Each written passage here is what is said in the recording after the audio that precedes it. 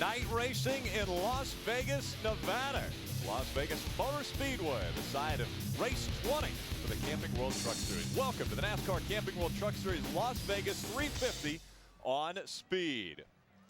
When you come to Las Vegas, I think the biggest dream is to hit the jackpot. Who's going to hit the jackpot tonight? Well, it's been a long day already. We need to find out what the stories have taken place up to this point. And to bring that in, we have Adam Alexander and Ray Dunlap. We'll start with Ray. Just wanted to talk a little bit about what's been going in the garage today. Of course, we had a couple of rounds of practice, and for the 33 team, it really didn't go very well. Of course, they come in here with a 217-point lead in the championship chase, but there was a scramble for sure for the Copart team throughout practice. But when it came to qualifying, Hornaday pulled out a fourth place spot, for tonight's starting lineup, which should be very, very good. But the big question still remains, is that 33 truck as good as it qualified, or is it bad like it was earlier today in practice? Adam? Ray, Mike Skinner, no stranger to success when it comes to mile-and-a-half racetracks. They've won 5 times at these types of facilities, including 2 of the last 3 right here at the Las Vegas Motor Speedway. But qualifying a little bit of a chore this afternoon. Mike rolls off 16th this evening. This team is quietly confident when it comes to race trim, so when the green flag goes in the air, keep your eye on driver number 5. Rick? Thank you, Adam. Thanks, Ray. Again, those are the stories that are playing into today's race. Take a look at our point standings through 19 races. 217 points separate the top 2. Hornaday and Crafton, they've traded paint on the racetrack the past 2 races. Now we'll see how they do here in Las Vegas. Mike Skinner, 246 back, 447 for Brian Scott.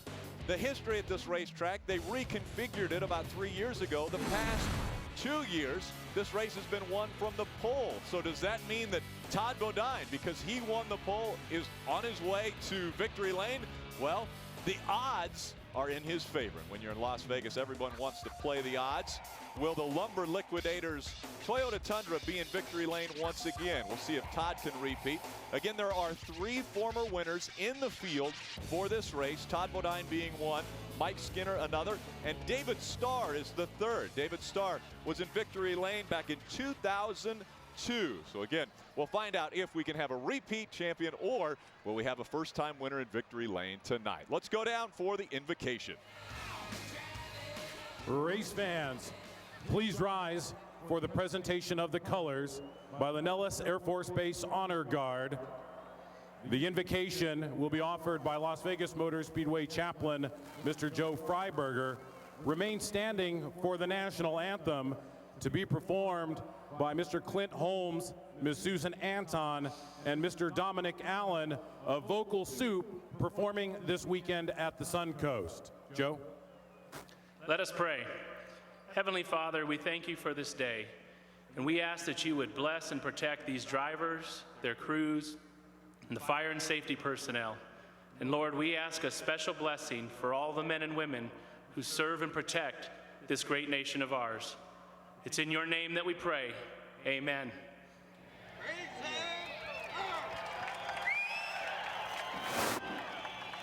Oh, say, can you see by the dawn's early light what so proudly we hailed at the twilight's last gleaming, whose broad stripes and bright stars through the perilous fight o'er the ramparts we watched were so gallantly streaming, and the rockets' red glare,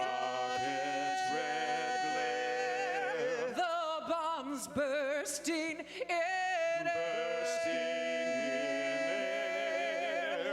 gave proof through the night that our flag was still there. Oh, Say, does that star-spangled banner yet wave o'er the land of the free, and the whole of the parade.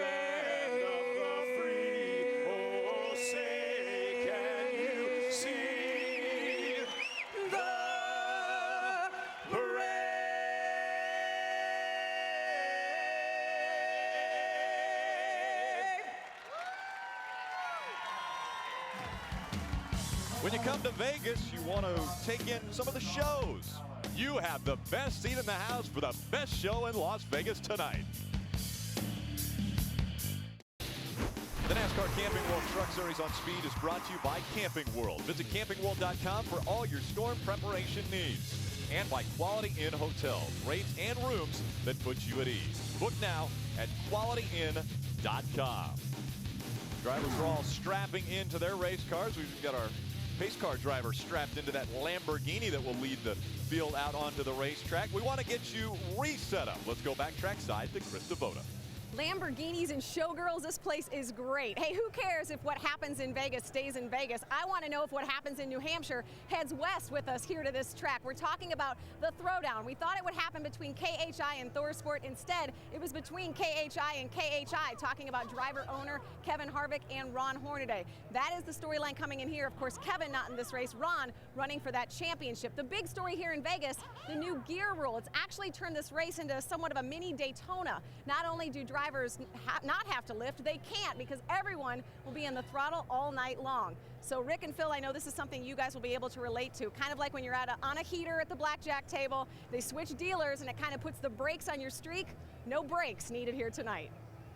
Wow, is that like the kiss of death? I don't even think I can go back to a craps table now because I'll have the heater go away. But Rick Allen, Phil Parsons, and Johnny Benson joining us once again. Thank you.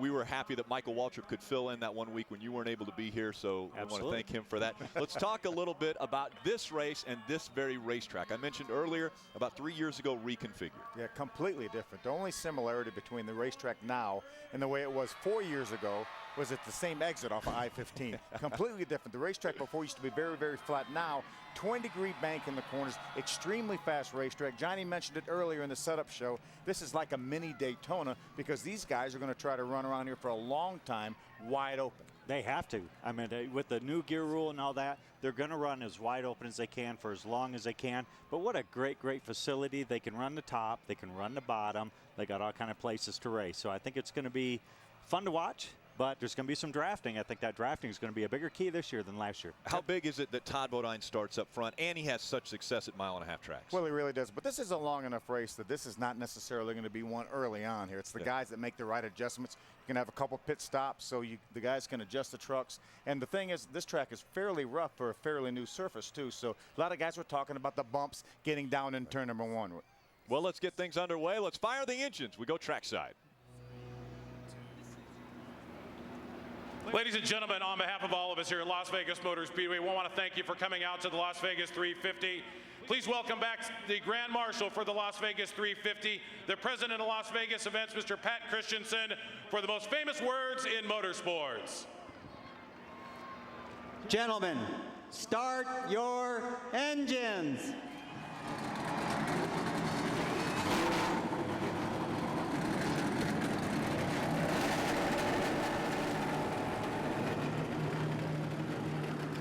The engines have been fired up in the truck. How about the Lamborghini? The engine's fired up in that. Randy Kaiser behind the wheel. He'll bring them out onto the track next.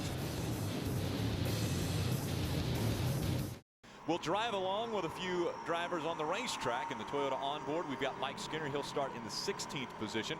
The Lumber Liquidators on board with the Onion. He will start up front. So we'll see if he can stay up front. The Copart on board of Ron Hornaday. That truck will start in the 4th position. And Chad McCumbee carries our 4th onboard camera, and he will start in the 7th position.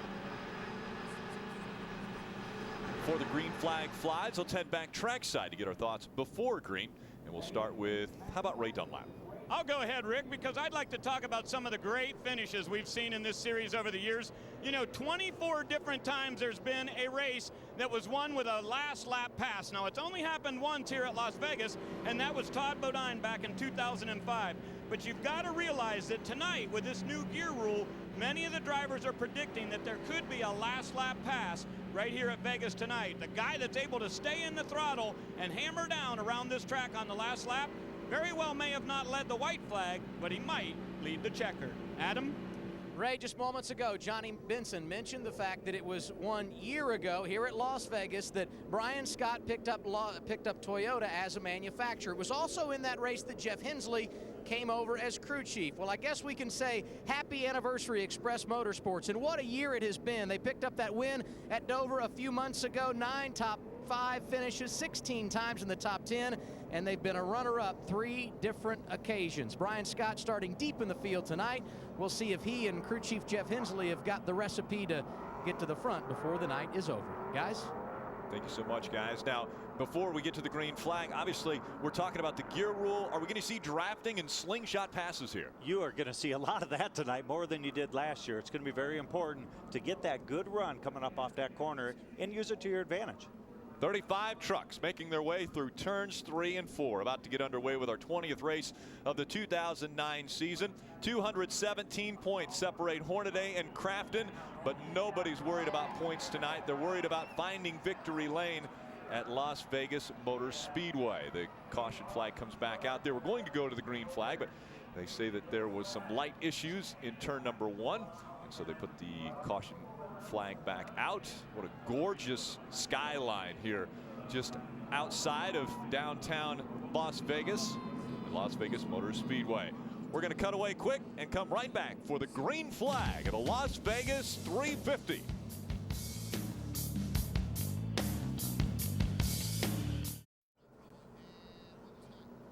Welcome back. Las Vegas 350 about to get underway.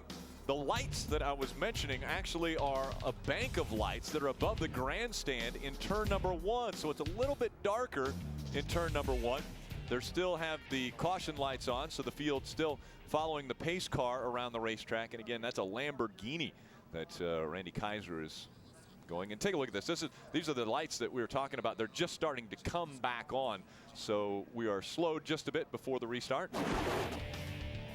Take a look at this now. These are the guys in the 50s, and what years they're having. Mark Martin, 5 wins in the Cup Series, going for a championship, his first championship ever. I think he's finished second 3 times or something in the points, and what a terrific season Ron Hornaday's had. Oh, they're both having great seasons, you know, and there was a couple of years ago, everybody says, got to have that young guy, got to have that young guy, and all of a sudden you're looking at the laps that these guys have led, leading the points, winning races, winning streaks in history. I don't think 50 is all that bad of a deal right now. No, not bad at all. We saw Mark Martin up there. He will be a part of NASCAR race day tomorrow as it drives into Dover for race 2 of the chase. Again, Mark Martin and Ryan Newman, they're going to join us live. Plus, Wendy Venturini gets the real deal about the importance of a strong chase start. NASCAR race day built by the Home Depot, live from Dover. Tomorrow, 11 Eastern, NASCAR on Speed. Be there. Racing under the lights from Las Vegas next.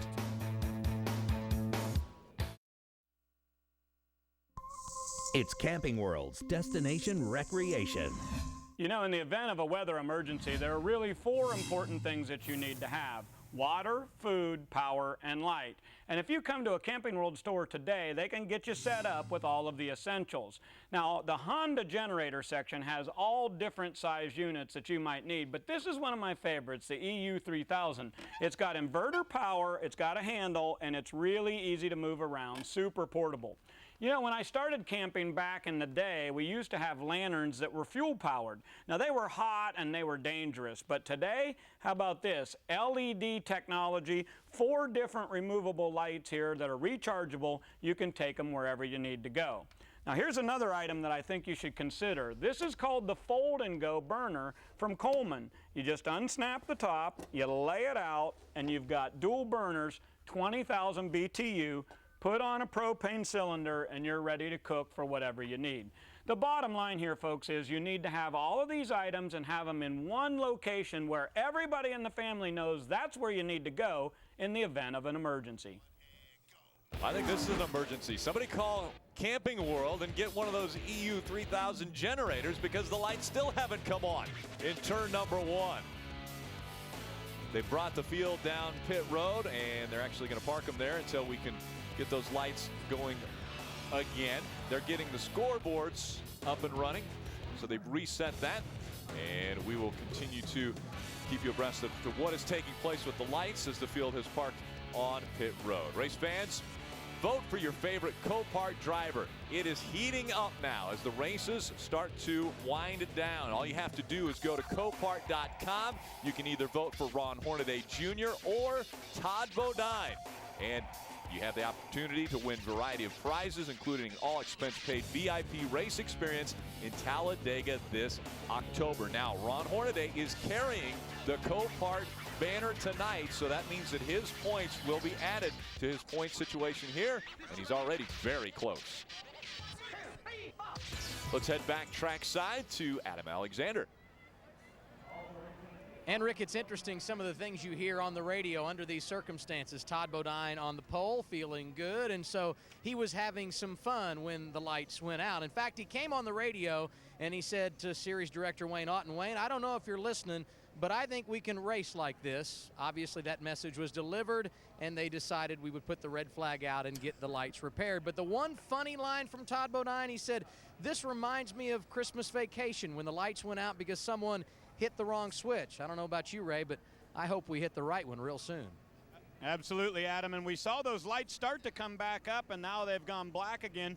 But the guys on my end of the pit road saying just about the same thing as your guys, is that they thought the racetrack was okay and that they could have gone under green flag position right there, but we're going to have to see what NASCAR decides to do and if we can get that rectified. Now, on the radio on my end, we heard Matt Crafton talking with his crew chief, Bud Hafele, and Bud said to him, are you ready to go? He said, yeah. He said, how's it handling? He said, man, this thing is the best it's been all weekend, Bud. So they are ready to go, having a little fun, a little bit of levity down here.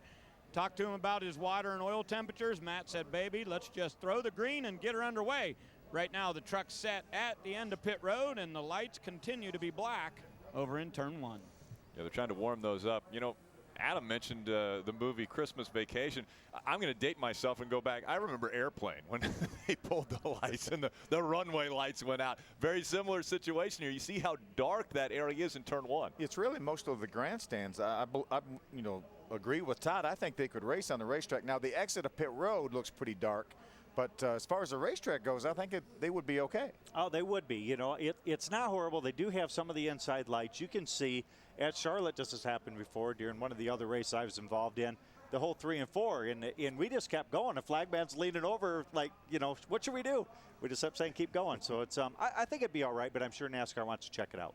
Obviously different from the ALMS earlier today when they had headlights. We don't have headlights on the Camping World truck, so we've got to make sure that the track is well illuminated. We're waiting for the lights to come on at Sin City. Now NASCAR on Speed is always on with NASCAR on Speed broadband, a free super site for the hardcore fan. Get the best of NASCAR on Speed plus exclusive videos you can't get anywhere else. Log on now to the video section of speedtv.com or nascar.com. Well, that's always on. Right now, the lights aren't on in a section of the grandstands in turn number 1. We believe that's the problem that we are experiencing right now. And I think Ray has actually figured out what the actual problem is on pit road. Rick, down here, a lot of people have stuff plugged in. You know, everybody's got their laptops and they've got all kinds of stuff. But check this out. I think this is the problem. This is why we don't have the lights, because this was not plugged in. Oh, I'm just kidding. This isn't really plugged in. Come on. And look at this. How great of a plan is this? We've got the water spigot right here by the plug-in. I'm not sure what that is. Adam, what's going on in your end of pit road? Well, the good news is, I guess, if you're Todd Bodine, is regardless of all this, you're still on the pole when we get the green flag at some point later on. But we want to have some fun while we have a delay. I know you're a New England Patriots fan, right? Yes, off to a 1-1 start, a little shaky, but it's early. That's all right. That's right. Okay, and you have a Jets helmet. Now, if memory serves me correct, there's a little bit of a rivalry there in the AFC East. Last week, the Jets beat the Patriots, so why would a fan of the Pats have a helmet like this, Todd? Well, a certain NASCAR official that shall remain nameless is a Giants fan. So we've been going back and forth for 3 years now. And the last 4 or 5 races since the season started, actually, and even in preseason, he's been putting different things in the truck, on my helmet, in the steering wheel, on the back of my gloves, all kinds of things about the Giants. Well, he went one step further this week. Because we got beat by the Jets, he had to rub it in. And you know what they were chanting at the stadium? JETS, Jets, Jets, Jets. So just to pay it off, will you give us one of those? No. No, you can't do that? All right, so how does this lights being out thing affect you mentally before you go racing? It doesn't affect you mentally. You know, Johnny and Ron and myself and Jason, we can race like this. I don't know what they're worried about. It's plenty of light. These lights off of the pit road, you know, they're meant to illuminate the wall so that we can judge the depth of the wall. That's what they're for. And I mean, we can see fine. I don't know why we're not racing. The good news is they're coming back on, so hopefully before too much longer we'll see Bodine and the rest of these drivers behind the wheel doing what they do best. And that's avoid that wall that is illuminated by the lights on the inside of the racetrack. They are coming on. They're coming on slow. Obviously, we will wait for that to take place. They're coming on one at a time. They're going to line up. Turn number 1. We'll line up the racetrack when we come back to Vegas. Welcome back. Next Saturday, the World of Outlaws Sprint Car Series is back on speed. It's the greatest show on dirt. Don't miss the National Open from Williams Grove next Saturday at 8 p.m. Eastern, only on Speed. Take a look at that. The lights are on. That means that they'll be firing the trucks back up and making their way back onto the racetrack. Again, just a freak occurrence here at the racetrack. The lights in Turn 1 up in the grandstand area went out, as did the scoreboards and the scoring pylons in the infield. Those are all back on. That means we're about to go racing. We'll be right back. Hey, Digger fans, you can now get Digger on your computer and get free Digger videos, wallpapers, games, and much, much more. Visit digger.ask.com this evening. Lights are coming back on. Drivers are strapped back in. Engines are fired back up. They're going to send them back out onto the racetrack, and we're going to try again. That pace car looks small compared to those trucks, doesn't it?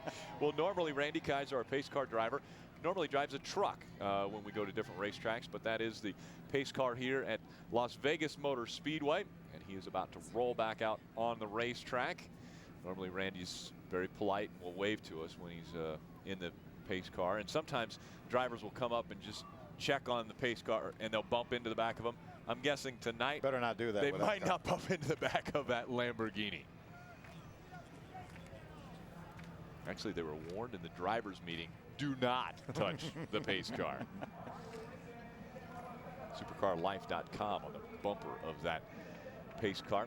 The officials making sure everybody's fired up and ready to go. I mean, the engine's fired up and ready to go. I'm sure all the drivers are fired up. They've been fired up. Exactly. It's been a long day. We started practice, or with practice, at 9 o'clock this morning. There were 2 practices, and then we had qualifying at 3:30, where Todd Bodine and Johnny Sauter won their spots in the front row. And now we're getting ready for the green flag from Las Vegas Motor Speedway. They're going to move around the racetrack 2 more times. And so what we're going to do is get another commercial break out of the way so that we can see a lot of green flag racing from Las Vegas Motor Speedway. Promises to be door-to-door, side-by-side racing. We'll be back. Welcome back. Las Vegas 350 about to get underway. The field in turn 3. The lights are off on the pace car, but the lights are on all the way around the racetrack, meaning we're about to go green. The green flag will fly. Todd Bodine on the inside. Johnny Sauter on the outside, making up row number 1. How about points leader Ron Hornaday? He starts in the 4th position, just on the outside of row number 2. The fans are on their feet at Las Vegas Motor Speedway. The big show about to get underway. Field coming into the quad oval. Green flag will go in the air, and we're underway at Las Vegas Motor Speedway.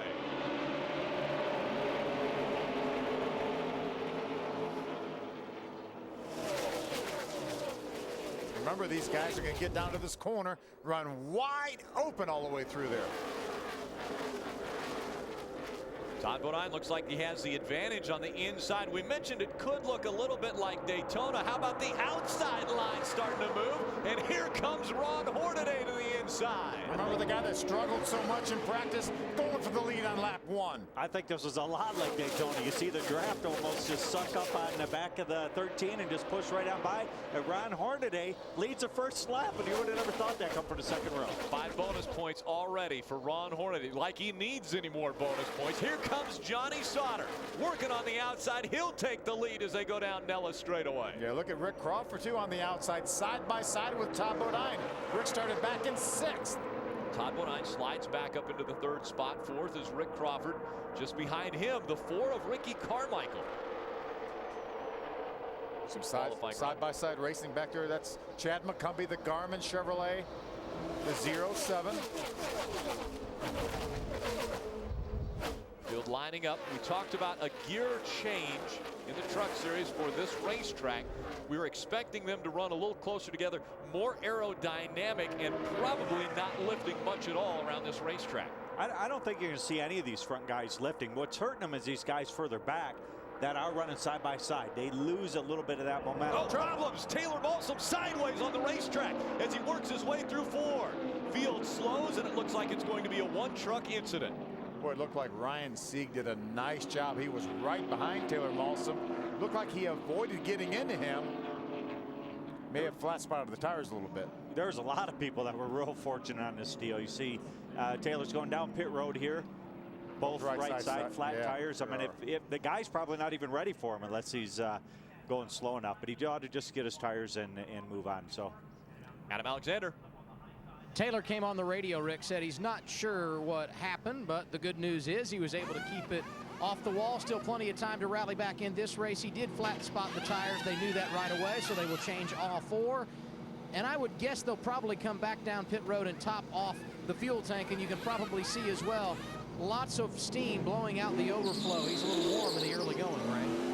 Well, let me give you a quick add on the number 88 of Matt Crafton. He said that his truck was absolutely plowing horrible tight, and when he went over the bumps down in turn 1 and 2, he said it was bouncing really bad, hard to even keep a handle on the wheel. But Hapel, he says, you got to let these air pressures come up, and he said, I'm telling you, this thing is so tight, I can't drive it. Take another look at why we're under our first caution. See right of your screen, that's the 81 of Taylor Balsam. He's right behind David Starr in the 24, and the back end just gets out from under him. Miranda goes, but watch Ryan Sieg, a little contact with Brian Eichler and the 16 of Brian Scott on the inside. I think as a whole, there, everybody did an excellent job. There could have been 3 or 4 trucks there. Taylor just looks like he got in there, he got loose, probably did surprise him, and just, you know, real fortunate. All 3 of those guys up there on the top side could have been a lot worse than what it was right there. Taylor Balsam sideways. Heavy traffic. You see the trucks going almost 3 wide underneath him to get by. Everybody slows down. Again, our first caution has come out. This race not starting on time because we had some lights go out earlier. But now that we've got it underway, we are slowed for the first time because Taylor Balsam gets loose in turns 3 and 4. And that sends him sideways. Everyone is able to avoid. They've come down to pit road for the 2nd time. They're topping back off with fuel for that 81 Toyota Tundra. We'll be back for more green flag racing in the Las Vegas 350.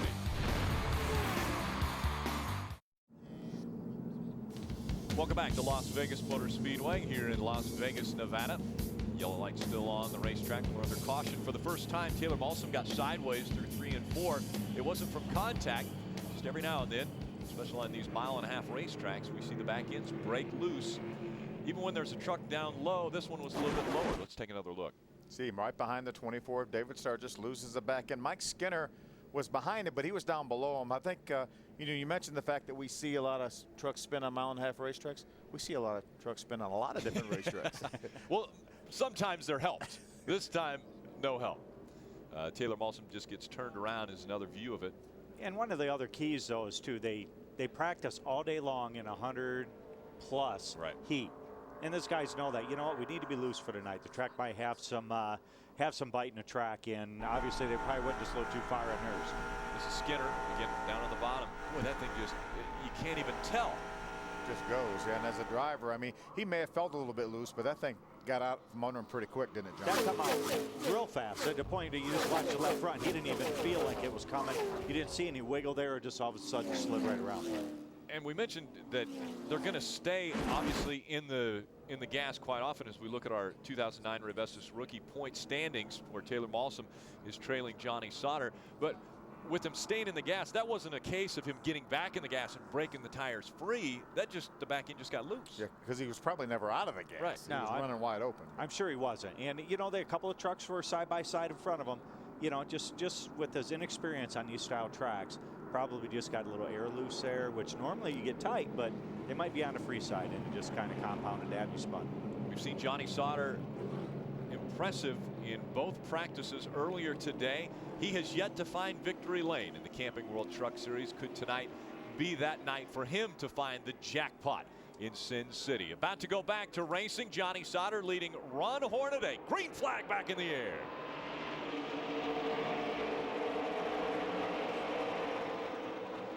Hornaday all over the back bumper of Johnny Sauter as they get into turn one. Too wide back behind them for the 6th spot. Ricky Carmichael, Colin Brown both on the outside. For a moment, Colin Brown tucks in behind Matt Crafton for now. Crafton up into 6th. Ricky Carmichael just in front of him at 5th. 3 trucks battling it out up front. Johnny Sauter, Ron Hornaday. Here comes Todd Bodine. What a run he gets on Ron Hornaday as they come to the start-finish line. Bodine up to 2nd. What a power move by Todd Bodine. Rick Crawford now getting by Ron Hornaday to take over the 3rd spot. Rick Crawford moving well down on the bottom of the racetrack. Hornaday now will slide in behind that 14 of Rick Crawford into the 4th spot. And again, holding on to 5th is the 4 of Ricky Carmichael. Nice run early for Ricky Carmichael. Obviously, never been here before. There's so many of the racetracks we go to that he never has been. We talk about this track almost resembling, well, not the track itself, but this race may resemble the Daytona or the Talladega of drafting. How good has Todd Bodine been on those type of racetracks the past 2 years? Yeah, just about won everything that we've had on those super speedways. Adam Alexander. And Todd Bodine came on the radio after those opening laps and he said, guys, I don't think where we are horsepower wise that I'm going to be able to be good on the restarts. But once we get racing, I think the truck is going to be okay. A little tight in the early going, but no doubt about it, Bodine is going to be a player before this thing is over. Currently riding 2nd, Ray. Really good battle a little bit further back in the field for the 5 and the 11. They've been running side by side, lap after lap here. And Mike Skinner saying just about the same thing, Adam, coming on the radio and saying that I am getting better lap after lap. He's been able to go to the low side and the high side for Mike Skinner. As you see him rolling down the backstretch there, he has made the pass and catching that next group. So Skinner, one of the trucks, starting to move towards the front. Mike Skinner has been to victory lane at this racetrack. He actually has won 2 of the 3 races here since they reconfigured the racetrack. I think you're going to see the trucks getting faster and faster here. They're starting to finally blow some of the dust off the track. The tires are getting warmer. They're starting, the air pressures are starting to get up. And the guys are going to start to get a good feel of what the truck's going to do, and it'll give them the option to start to move around. Johnny, the very last lap, Todd Bodine ran within 1/100th of a second of what he sat on the pole with. Almost a qualifying run for Todd Bodine on this racetrack. We see side-by-side racing. That's Eric Almirola and that Raceway Pharmaceuticals number 51. What a run. I think that was a prime example of what the draft can do. Did you see how far he is back there coming up off the corner? And then bam, within just a couple of seconds, he's right there. Chad McCumbee now all over the back bumper, that 23 of Jason White. And look at that draft. Chad McCumbee jumps behind Jason White and pushes him by Eric Almirola. Ray Dunlap. Chad McCumbee has a slight problem with his throttle, guys. Whenever he gets started, he says the first quarter of what he should have for a throttle pedal does absolutely nothing. And once he gets into it and the truck comes up through all 4 gears, he's fine. But on the restarts, that could be a big problem for the 07. Adam? Great to see Ricky Carmichael running in the top 10, as the guys upstairs pointed out a moment ago. And it was interesting on the opening lap when Ron Hornaday jumped from 4th to a battle for the lead.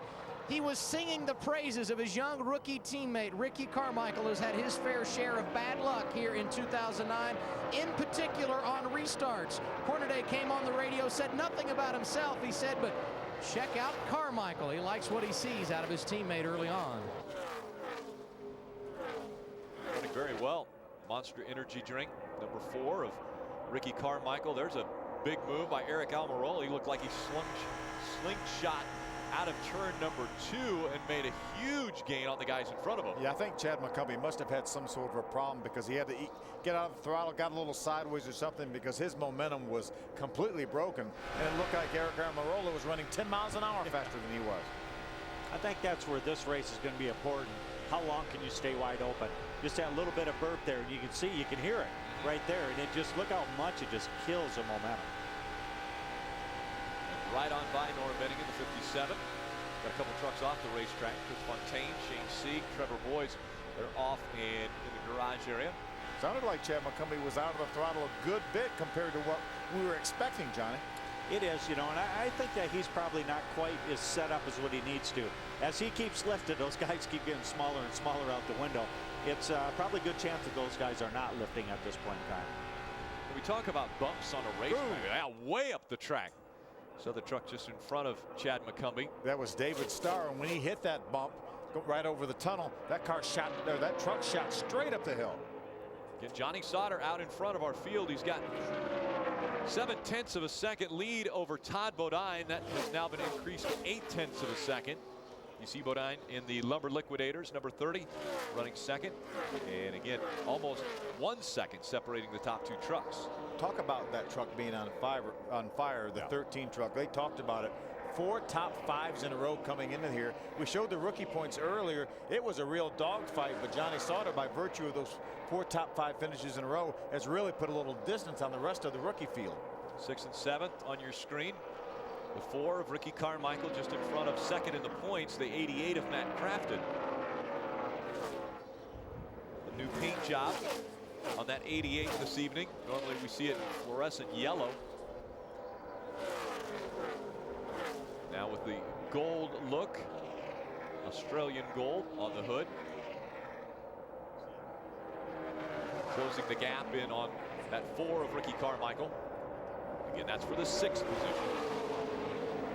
Looks like Crafton's able to make a run on him, and he kind of uses the draft, and he gets there and can't do anything. And he tries to pull high, tries to pull low.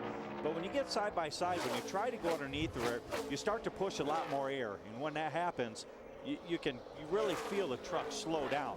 Looks like Ricky kind of gave him some room. It kind of surprised him that he, was coming underneath there, give him a little bit of racing room, and looks like he'll probably get by here.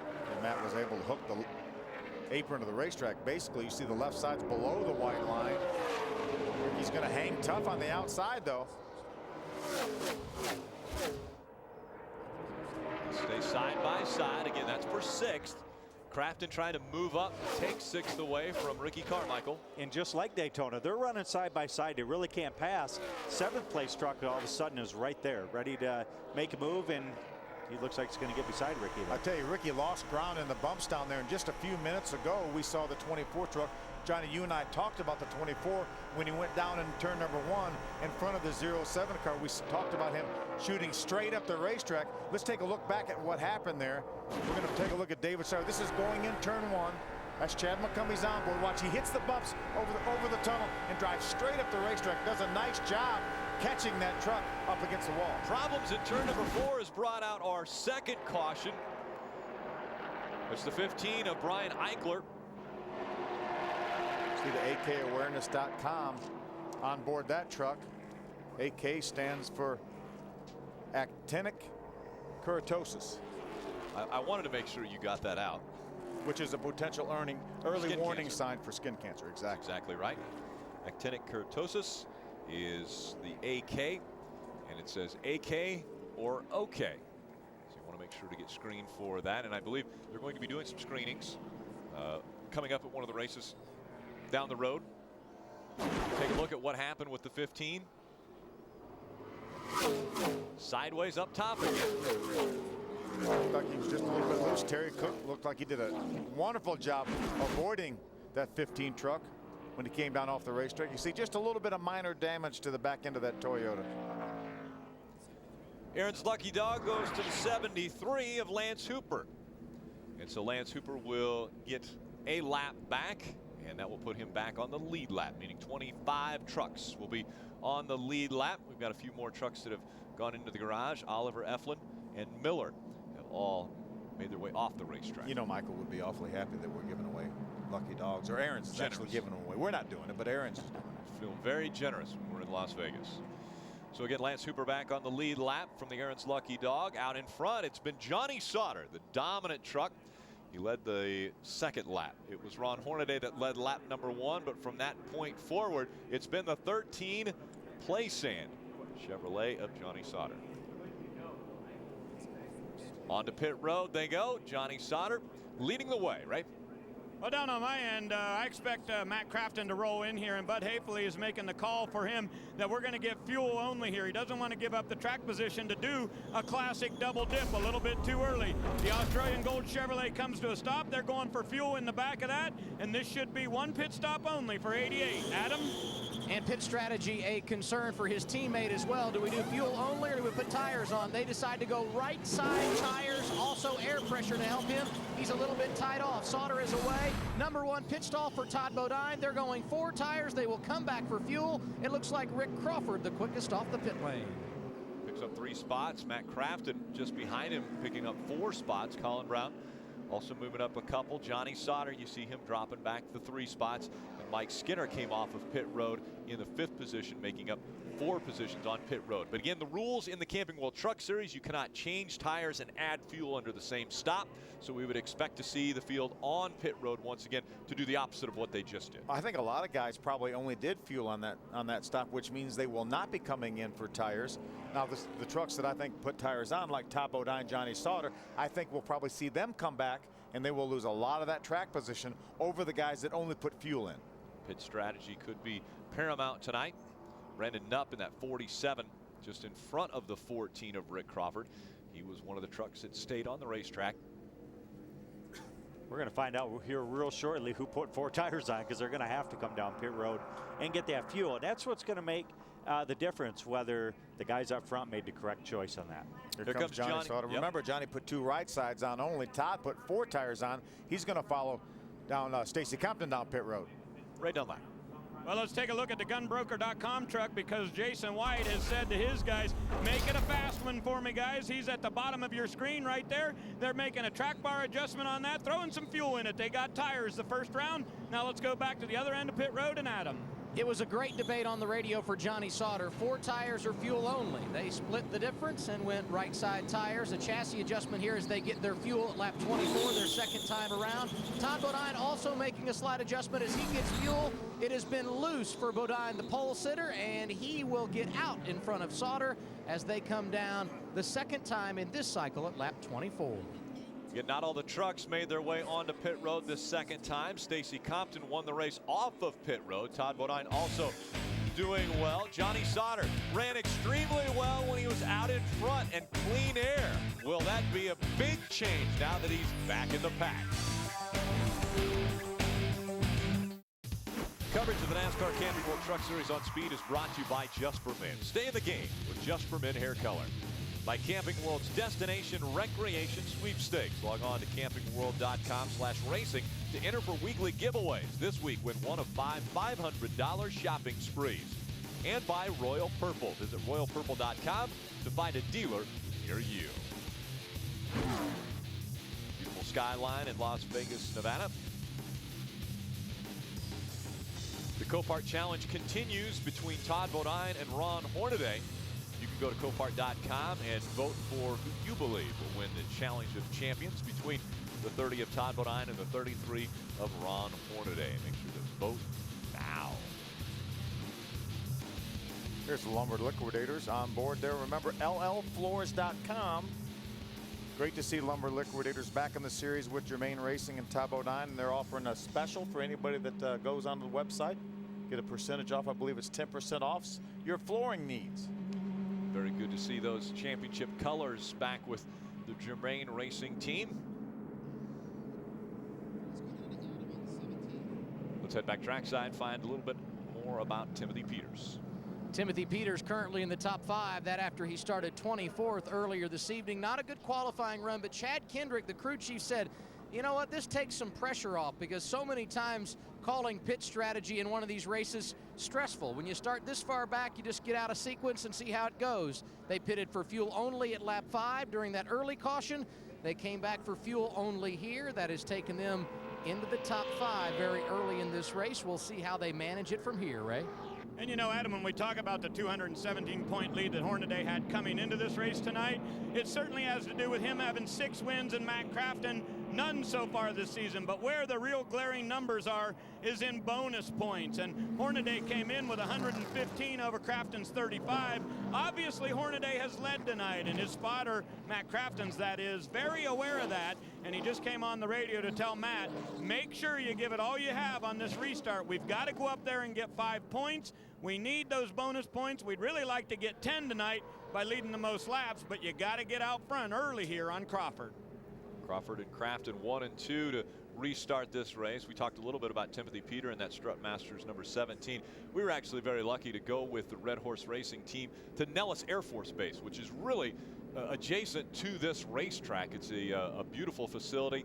We got kind of a behind the scenes view of what goes on there at Nellis Air Force Base, and the people there, General McLaughlin gave us a tour, and it was just amazing to see things like the Thunderbirds and the hangar that they have, which is immaculate. That's what I really enjoyed, to seeing those airplanes, those F-16s right up close.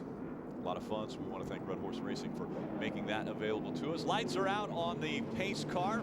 Rick Crawford in front of the field at Las Vegas Motor Speedway. Can Rick Crawford find victory lane once again in the Camping World Truck Series? We'll see how he does in front of the field. Matt Crafton right behind him, Colin Brown, Mike Skinner, and Timothy Peters, your top 5, coming to the green flag once again. Remember, the top 8 trucks only made 1 pit stop on this caution flag. A good restart for Matt Crafton as he gets all over the back bumper, that 14 of Crawford. Tell you, that 14 truck has been really, really strong this race. Matt has his work cut out for him to try to get up there, get by Rick to lead, get 5 points. It looked like he wanted to go down to the bottom, and I think at a restart, that's not the choice you want to make. He's probably got to roll the top here in the next lap or 2. Then he's just got to find out where his truck's going to run best and find out where Rick's weak spots are. We'll see how important clean air is. Rick Crawford out in front. We can watch the progress of that 13 of Johnny Sauter. He's been extremely strong. How about this side-by-side battle? Johnny Sauter, the 13 on the inside, Todd on the outside. Todd was able to get by Johnny. Now it looks to the inside of Stacy Compton. Remember, Johnny only got 2 tires. Todd got 4 on that caution flag. Saw Eric Almirola ducking to the inside for just a moment. See if he could make the pass on that gunbrokers.com race truck. Meanwhile, the 33 of Ron Hornaday able to get by the 13 of Johnny Sauter and the 60 of Stacy Compton. Johnny Sauter trying to make the pass on the inside of Stacy Compton, but the momentum not there for him. No, I think the only advantage he's going to have is not going to be this run, but he's going to know later in the race if they decide, hey, do we want 2 tires or 4 tires? What type of adjustments do we need if it comes to that late race situation where maybe he could take advantage of gaining some spots? Colin Brown able to get by the 88 of Matt Crafton for second. Mike Skinner's going to try to do the same. Skinner looking to the inside. That's a battle for the 3rd spot. Skinner down low, Crafton up high. Remember, Mike Skinner won 2 of the 3 races on this configuration here at Las Vegas. To the inside of the Australian Gold 88 of Matt Crafton, that PC Myler Navigator of Mike Skinner trying to get past the 88s. Can he make it work as they come out of turn 4?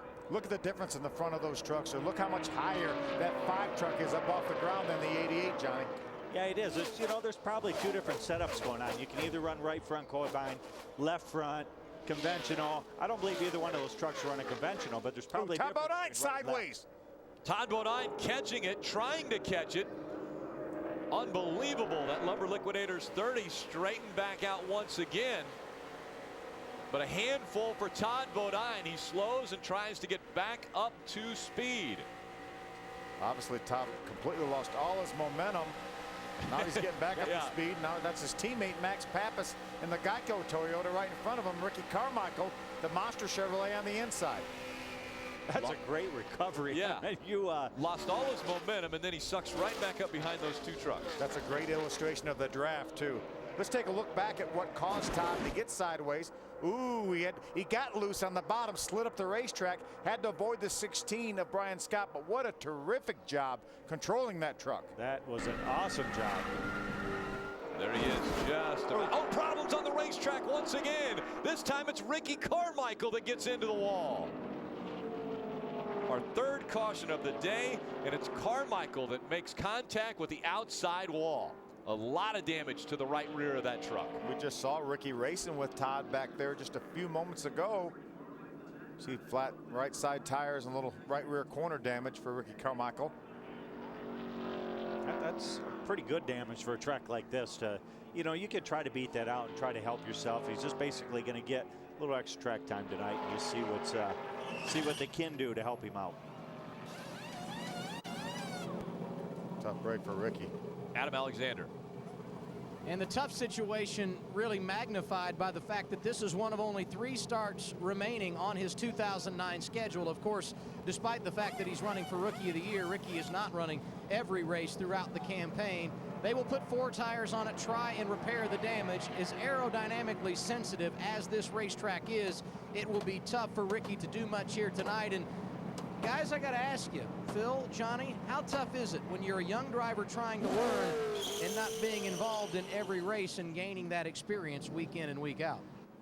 Very, very tough, and this even makes it tougher. I mean, it's one of those deals where you need the track time, but you have to make it through the race without any problems. So that's probably the biggest deficit that he's going to have tonight. Aerodynamics of the truck has changed. It's not going to get the experience that he was looking for. Ricky was looking for 219 miles of good experience, and obviously with the damage he has, it's not going to happen. You see him on the inside. He gets loose, has to chase it up the hill. Max Pappas also spins, but Ricky makes some contact with the outside wall. But that's the case you were talking about, Rick, when we see a lot of trucks spin on mile-and-a-half racetracks. You get on the inside, you lose that air off the spoiler. And remember, these guys may not be wide open, but they're awfully close to it, Johnny. Well, they are, and that's one of the things that Ricky is learning, is what you can and can't get away with when you do get close. You can see right there the back starts to pull around. There's no side force on the truck. And, you know, it could have been a lot worse than that. You know, he hits the wall, yeah, it does some pretty good damage, but nobody else is involved. Nobody hits him, and the 9 looked like he got away without hitting anything. Take a view from the Lumber Liquidators on board. Watch Ricky now. He's going to be very, very close to the 9. He's right beside him, loses that air off the spoiler, and that thing snaps around.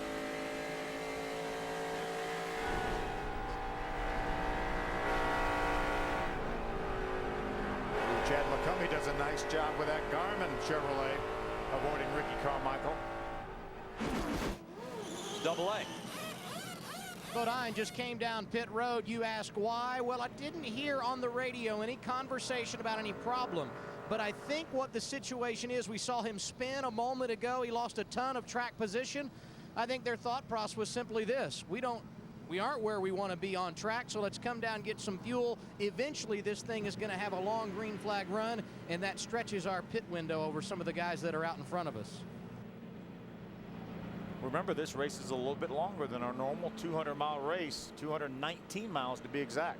146 laps, of which we are on lap 37. This is the reason why we are under our 3rd caution of the night. The 4 of Ricky Carmichael gets into the inside of the 9 of Max Pappas. Carmichael into the wall, Pappas around.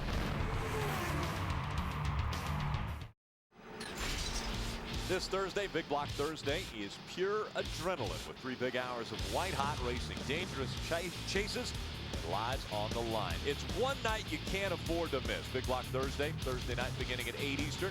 And all new Pinks All Outs. Our lucky dog goes to the 42 of Mike Harmon.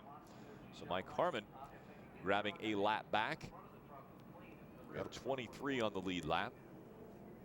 Brian Eichler has made a number of pit stops. Remember, he had a little bit of contact with that early incident we had off of turn number 4. Continuing to work on that monster Chevrolet of Ricky Carmichael. Looks like they have that thing patched up pretty well, Johnny. They did. I mean, it's patched up as good as they're going to get. Got the spoiler a little higher on the right side. They get away with that right now because it's damaged, but hopefully they'll tighten them up just a little bit. Riding along with the Copart on board of Ron Hornaday, Todd Bodine, and the LL Floors. Lumber Liquidators on board. Last chance to save. Go to llfloors.com.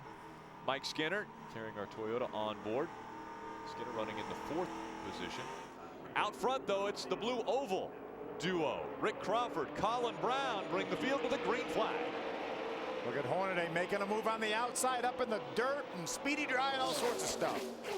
Well, that's where you want to go. You got to go to the outside before the start and finish line. So he jumped up there. Not sure how much ground he made, but it's always worth a shot. Matt Crafton also with an impressive restart. This is where that outside groove and that momentum really, really pays off, being on the outside coming off turn 4. See, Hornaday got what he gained, 3-4 spots just through 1 and 2 alone. Going to bring Johnny Sauter with him. Johnny Sauter outside running right now in the battle for the 4th position. Hornaday gains 3 spots. Crafton drops back at least 3 spots on that restart. It's a big swing when you're looking at points. Big swing. Todd Bodine rolling through the field now in that Lumber Liquidators number 30. I don't think I took him out of any type of contention. I thought he'd be a lot further back, so that was a great move by them to be a little bit better on the fuel deal. They can go a little longer, and I think he's right. Eventually, we've got to get a long green flag going. You never know when that's going to start. Contact. Little contact. Jason White. Jason White. Looks like Todd came up the racetrack. Jason White was there. They've got it straightened out. Todd is really rolling the outside well. I saw him make up a lot of ground the last time he was down in 1 and 2. Let's take a look back at the contact between the 30 of Todd Bodine and the 23 of Jason White. There, as you mentioned, coming off turn 4, Todd just came up the racetrack a little bit, made slight contact with that Gunbroker Dodge. Take a look from his Lumber Liquidators onboard. Hard in the throttle. Just never checks up, makes just a little bit of contact. Side-by-side racing still on the racetrack. 07 of Chad McCumbee in that Garmin Chevrolet. I wonder if it did a little damage to the 30, because he was rock and rolling there pretty good. And now probably a little bit of damage here. May have added a little bit of push to his truck. And when we're talking about running wide open, Johnny, any slight damage to the aerodynamics is really going to affect these trucks here. It does, yep. Adam Alexander. Todd Bodine just came on the radio to answer Johnny Benson's question and said that didn't help me in, and now I'm tied off after we got the fender knocked in a bit. So Todd's still fighting the handle on this race truck, and as you guys pointed out, he was really rolling through the field. I know a lot of teams felt like tires wouldn't be a big deal in this race, but Bodine got 4 when he pitted earlier. Is that a reason, guys, why he was driving through the field so quickly? Well, it has something to do with it, certainly, but Johnny Sauter, remember, only got 2 tires. He's up to 4th. Rick Crawford hasn't got any tires other than the tires obviously he started the race on. He does have 4 tires on that truck, and he's remaining in the lead right now. And that time between he and Johnny Sauter, the fastest trucks on the racetrack. Rick Crawford in front of fellow Ford driver Colin Brown, and then it's Ron Hornaday in the top 3. Rick Crawford told me earlier, question marks as to the longevity of Circle Bar racing. That's somewhat amazing, as many race starts as we've seen with Rick Crawford, to have a question mark out there as far as his future in the Camping World Truck Series. He says they're working on everything they can to make sure that he's still racing in this series, and right now an impressive run for the Circle Bar team. Top 4 trucks right that last lap, all within just about a 1/10 of a second of each other. Spreading out just a bit. Crawford with Colin Brown on his back bumper. Then it's 3 truck lengths back to Hornaday. Norm Benning a little slower on the racetrack in that 57. Right there was a prime example. Crawford had to lift just that little bit and got loose. And look at the run that Colin Brown got on him and actually passed him before they get to turn 3. Momentum is such a huge factor right now. And here comes Ron Hornaday, made it 3 wide going into 1. Rick Crawford hasn't overcome that break in momentum yet. That allowed Ron Hornaday to get right up beside him. Hornaday makes the move, tries to take over second, makes the pass. Now here comes Johnny Sauter. So good early on in this race. He'll take 3rd away from Crawford. Johnny, it looked like it took Rick Crawford a full lap to recover the momentum he lost. Yeah, I'm not sure if he's still recovered, you know, and just that little bit of bobble. And you can see it as you come up on that lap car, he had to check up a little bit, went up, got loose, which putting a truck in yaw also makes it aerodynamically not very good. And just that little bit, just, you know, within a lap, 4th place. Colin Brown out in front now. Ron Hornaday running second. Johnny Sauter has moved up into the 3rd spot. Then it's Rick Crawford that's dropped back to 4th, and Mike Skinner rounds out our top 5. Timothy Peters, we talked about him earlier. He's running 6th. Matt Crafton is 7th. Eric Almirola 8th. Jason White is 9th, and Todd Bodine rounding out our top 10. Ray Dunlap, what's the word on David Starr? Well, Rick, you remember earlier in the race today when we saw him go up high on the racetrack, he was sparking a lot. Here's the situation. His crew chief, Jason Miller, hadn't run this low air pressures during practice, and of course we have a cooler track temperature tonight. So David's truck was bottoming out on the cross member. They came in and pitted and raised the jack screws on the front. The yellow has just come out on the racetrack. Real quickly, give you just a finish to that story. They also put fuel into that truck, and that for David Starr was on lap 37. We'll see if any of these guys decide to stay out right now or who's going to have to come in and get fuel, tires, whatever. We'll update you here as the pit stops begin. Caution flag coming out for debris on the racetrack. So this is the 4th time we've been slowed. It's been about 26 laps since the majority of the field was on pit road. Obviously, the guys like Todd Bodine pitted on lap number 36, so some of those guys may elect to stay out, but I think everybody that we saw pit on lap 23, lap 24 caution, I think will be back on pit road. Well, they're going to eventually they're going to go green. I mean, I've been really surprised that we haven't had a long green stop or a run yet. So I think these guys eventually are going to think that it's going to go, so they'll still pit. Is it a tough call for race leader Colin Brown as far as what to do now on pit road? It is. Fuel or tires or? Well, I think he's going to do probably just fuel unless he hasn't changed tires yet. You know, I mean, it's just one of those deals. You're 50 laps in. They do have enough tires to go ahead and do that. So, you know, now I guess would be the time. And 50 laps on a set of tires, although it hasn't been all green. Gets slowed 4 times for different reasons. This time it's debris on the racetrack. Here comes Colin Brown leading the field onto pit road. Ray Dunlap.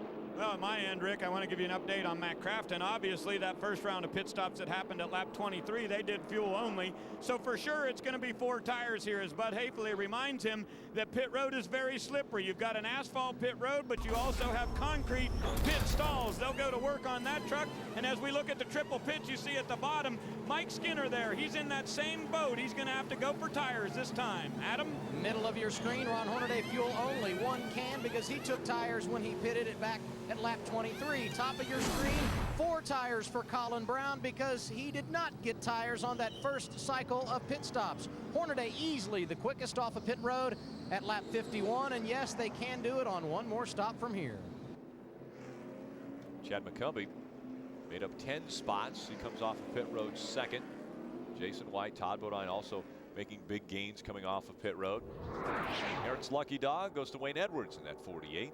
Aaron's going to give another lucky dog away. It looked like the big loser on that pit stop was Johnny Sauter. It looked like he may have got 4 tires. Remember, he got right side tires in that first round of pit stops. Looks like he may have stayed to get 4 tires.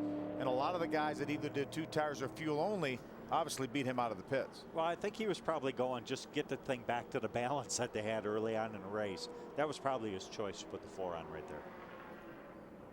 Off the racetrack, a couple more trucks. Nick Tucker, Terry Cook, and Brandon Knupp are off of the racetrack now as we get ready to see if the field will make their way back onto pit road for their second round of pit stops. We think the 33 is going to stay out. Quite a few are staying out. Only Colin Brown makes the hard left. Looks like Mike Skinner is going to follow him as well, right? Well, that's the situation with these pit road rules, Rick. Once you've made your bed, you've got to change your strategy throughout the course of the day. So we see the guys on my end coming back in now doing what we call the double dip. So Crafton got his tires on the first round of the pit stop. He'll get fuel right now. Mike Skinner coming down my end of pit road to do the exact same thing. James Busher is in. Stacy Compton. Crafton will get his fuel on the way down. Let's go back to Adam. Rick pointed out that it was Ron Hornaday staying on the racetrack. He questioned why did these other guys get tires in this cycle, and Rick Wren said because they didn't get tires when they pitted the first time. You saw Johnny Sauter and Colin Brown both in for service. Brown got 4 tires the first time around. He gets his fuel, and he is the first off pit road at lap 52. So Colin Brown wins the race off of pit road, but strategy could put Ron Hornaday in the driver's seat. When the lights came on at Las Vegas, the action got underway. We'll be back for the green flag right after this. Green flag just back in the air. It's Ron Hornaday in front of Chad McCumbee, Jason White in the 23. Running in the 3rd spot, Todd Bodine in the top 5. Once again, he's running 4th. Brian Eichler rounding out that top 5. Here comes Bodine to the inside of Jason White, taking 3rd away. 15 of Eric, I'm sorry, 15 of Brian Eichler tries to follow him by on the inside of Jason White. 10 trucks that time only made 1 pit stop, which means they only did fuel only. Colin Brown restarted this race in 11th. He is the first truck that put tires on this round of pit stops. He's definitely back in some pack. Even good tires or not, that's a pretty tough situation. But he'll get through here. I think he'll get through here pretty quick. Just got to hope that he doesn't run into any problems as he's coming through. Mike Skinner hugging that white line down on the bottom of the racetrack at number 5. Colin Brown into Conway Freight, number 6, just in front of him.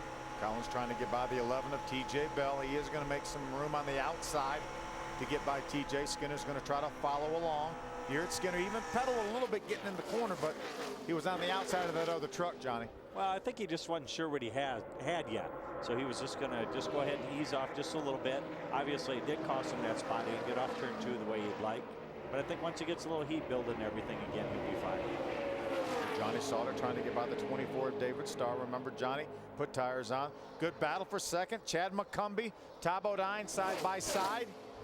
Bodine's going to win that battle. He'll take second away from McCumbee, so McCumbee drops back. Bodine now sets his sights on the 33 of Hornaday. I'm sure Mike Hillman Jr.'s tightened that Lumber Liquidators Toyota up a little bit for Todd. Looks like he has a pretty darn good truck right now.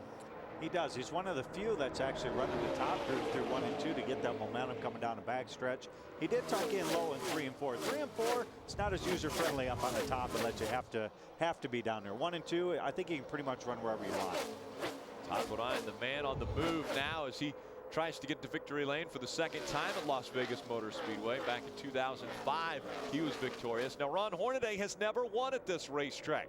Ron Hornaday also has 6 wins already this season. 3 wide down the backstretch. Boy, Skinner gets by Colin Brown, Taylor Malsom, Johnny Sauter trying to do the same. There's TJ Bell. Johnny's going to pull to the inside of Taylor Malsom. He's going to be able to get that spot. Here comes Eric Almirola, Miccosukee Toyota, 51 on the inside. Matt Crafton. Matt Crafton in the new paint scheme. Australian gold, number 88 tonight. Close call coming out of turn 2 as they rocket down the Nellis straightaway. And Eric Almirola in the 51 tonight. TJ Bell just in front of him in that 11. Taylor Malsom in the 81 in front of them. Out in front of the field, it's Hornaday, Bodine, 0.2 of a second back. McCumbee is 3rd, a second behind Hornaday. Jason White, Brian Eichler, your top 5. There's a battle for position. The 88 of Crafton on the inside of the 81 of Taylor Malsom. These guys are still lapping around here very, very quickly. That last lap, Ron Hornaday, Todd Bodine, only about 0.3 of a second off the pole speed set earlier this afternoon. We're drafting in Vegas. Yeah, and very quickly, I might add. Yeah. Oh, somebody up against the wall. Very close to the wall. Like Johnny Sauter was right up into that. Very close. Here comes Bodine. He's got a good run on Ron Hornaday. This is for the lead. Hornaday goes to the bottom of the racetrack. Bodine follows, but a bit higher. About a half a groove up for Todd Bodine. See Todd a little bit quicker that last lap. We'll see about this lap. Look at the run he's got. He could have probably took that run to the bottom of the track. I think he really wants to go to the outside of him. Although Ron is going to protect that groove and move up, knowing that he's going to get that good run up off to. I think Todd knows that on the inside he would be a little bit vulnerable. Obviously the truck's going to be looser down there in the inside. Looks like he's rolling that top so well, but down in 1 and 2, which is where Todd really looks to be good. As you mentioned, Ron moved up that last time. Yeah, I mean, he's struggling a little bit through 3 and 4 on the top, and he really wants to use the top in 1 and 2. But if the truck in front of you is running that groove, doesn't really get the advantage that he needs. Over by Norm Benning in the 57. A little bit higher entry into turn number 1. So he doesn't gain anything right there, but as they come up off to right here is where he's got the draft at his advantage and a little bit of momentum. Not as much as what we thought he was going to get there, but still does help. But you can see that truck get bigger in that windshield. Johnny Sauter trying to get another spot. That's a battle for 6th. The 5 of Mike Skinner. Here's Colin Brown, the 6th truck. He's currently being shown in 8th. Johnny Sauter having to turn a little bit harder to the left so that he stays out of the inside of that 5 of Mike Skinner. Just remember, we saw what we thought was Johnny Sauter right up against the wall. I think he may have touched the wall, and guess what? Todd Bodine took the lead on the outside from Ron Hornaday. There was that momentum once again. Todd Bodine had it, was able to get by that 33. And remember, these two are in the Copart Challenge of Champions. And so Todd Bodine not wanting Ron Hornaday to get those extra points. And he gets in front of Hornaday now. Adam. And you talked a minute ago about Ron Hornaday running 2nd right now in the race, and the fact that he had never won here in Las Vegas, Rick. It's one of 7 racetracks on the current schedule where the driver of the 33 has not gone to victory lane. But entering 2009, he had not won at Nashville or Kentucky. He marked those off his list a couple of months ago. We'll see if he can add a win at Vegas here tonight and take another one off that list of non-visits to victory lane. Rickren might look like he's taking a nap, but actually I believe he is writing down some notes there as we see the 33 try to make the move on the inside of that 30. Again, a battle for the lead. Todd's going to have that momentum, though, on the outside, but Hornaday hangs tough on the inside. We thought maybe that Todd Bodine, once he got the lead, may drive away, but Ron Hornaday fighting back. He wants that lead back. Yeah, I thought for sure the 30, once I saw what he did, he'd go right back. But he's coming back on the inside of Ron. At least they're putting a good race on for the fans. Good TV time, great race from these two, and we're going to see who comes out on the end of this one. I think the 33 will win off too. I think Todd Bodine has been watching a little Kevin Harvick video from a week ago. How to race against the 33. Well, Ron Hornaday says, let me back out front. Hornaday in front of the field. It was Johnny Sauter who's led the most laps at 22. Hornaday trying to chop away at that. 13 laps led for the 33.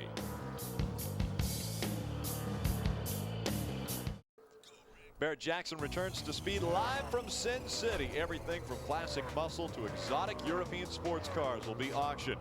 Barrett Jackson live from Mandalay Bay, Las Vegas. The bidding begins October 8th, only on Speed. Take a look at our quality in race summary. As we've passed the halfway point, Ron Hornaday in front. 7 different drivers have led.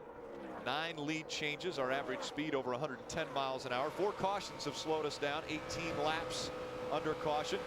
And 9 trucks are currently out of the race. Up front, we have a lot of experience and a lot of wins. The top 2 positions right now account for 62 wins in the Camping World Truck Series. Wow, that is incredible. There's Johnny Sauter going for 3rd. Tell you, these guys up front, Hornaday and Bodine, better keep an eye in their mirror because Johnny Sauter is continuously the fastest truck on the racetrack. He just took over 3rd from Jason White, and he's on the move. On the opposite end of that statistic I gave you as far as the wins for 1 and 2, positions 3 through 6 have never been to victory lane. That includes Johnny Sauter.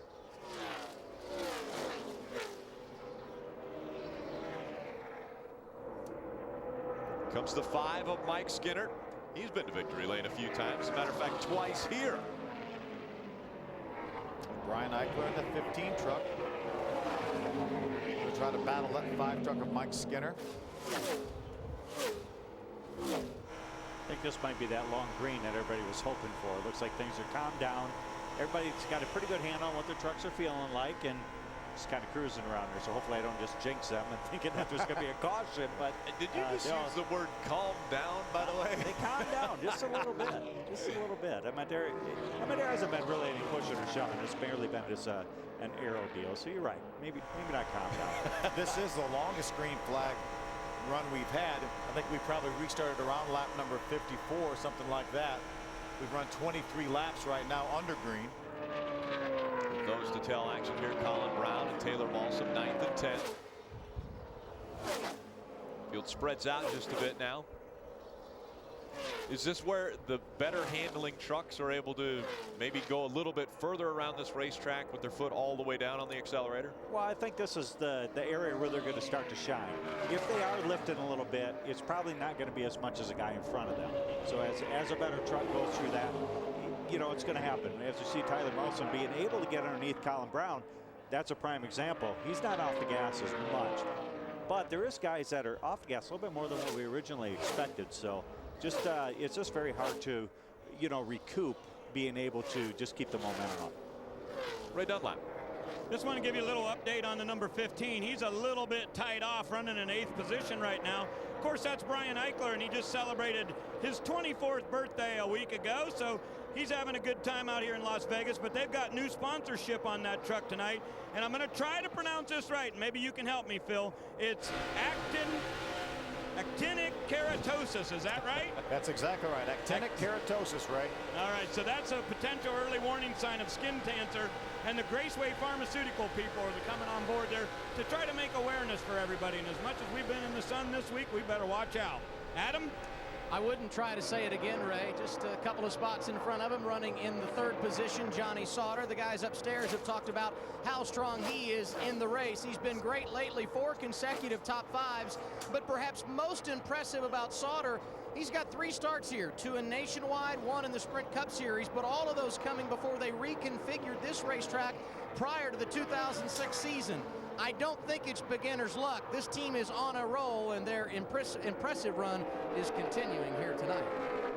He was over 4 seconds behind just a few moments ago. Now he's 2.5 seconds behind. Great battle right there. There's Ron Hornaday, Todd Bodine getting by the lap truck of Max Pappas. That's Mikey Kyle, the 29 truck. Here comes Johnny Sauter, that 13 truck. He's consistently at least 3/4 tenths faster than these guys, Johnny. He is, and we saw when he went and made that pass to 3rd place, Todd and Ron weren't even in the picture. That shows you just how quick he is. He's been able to at least put him in their sights.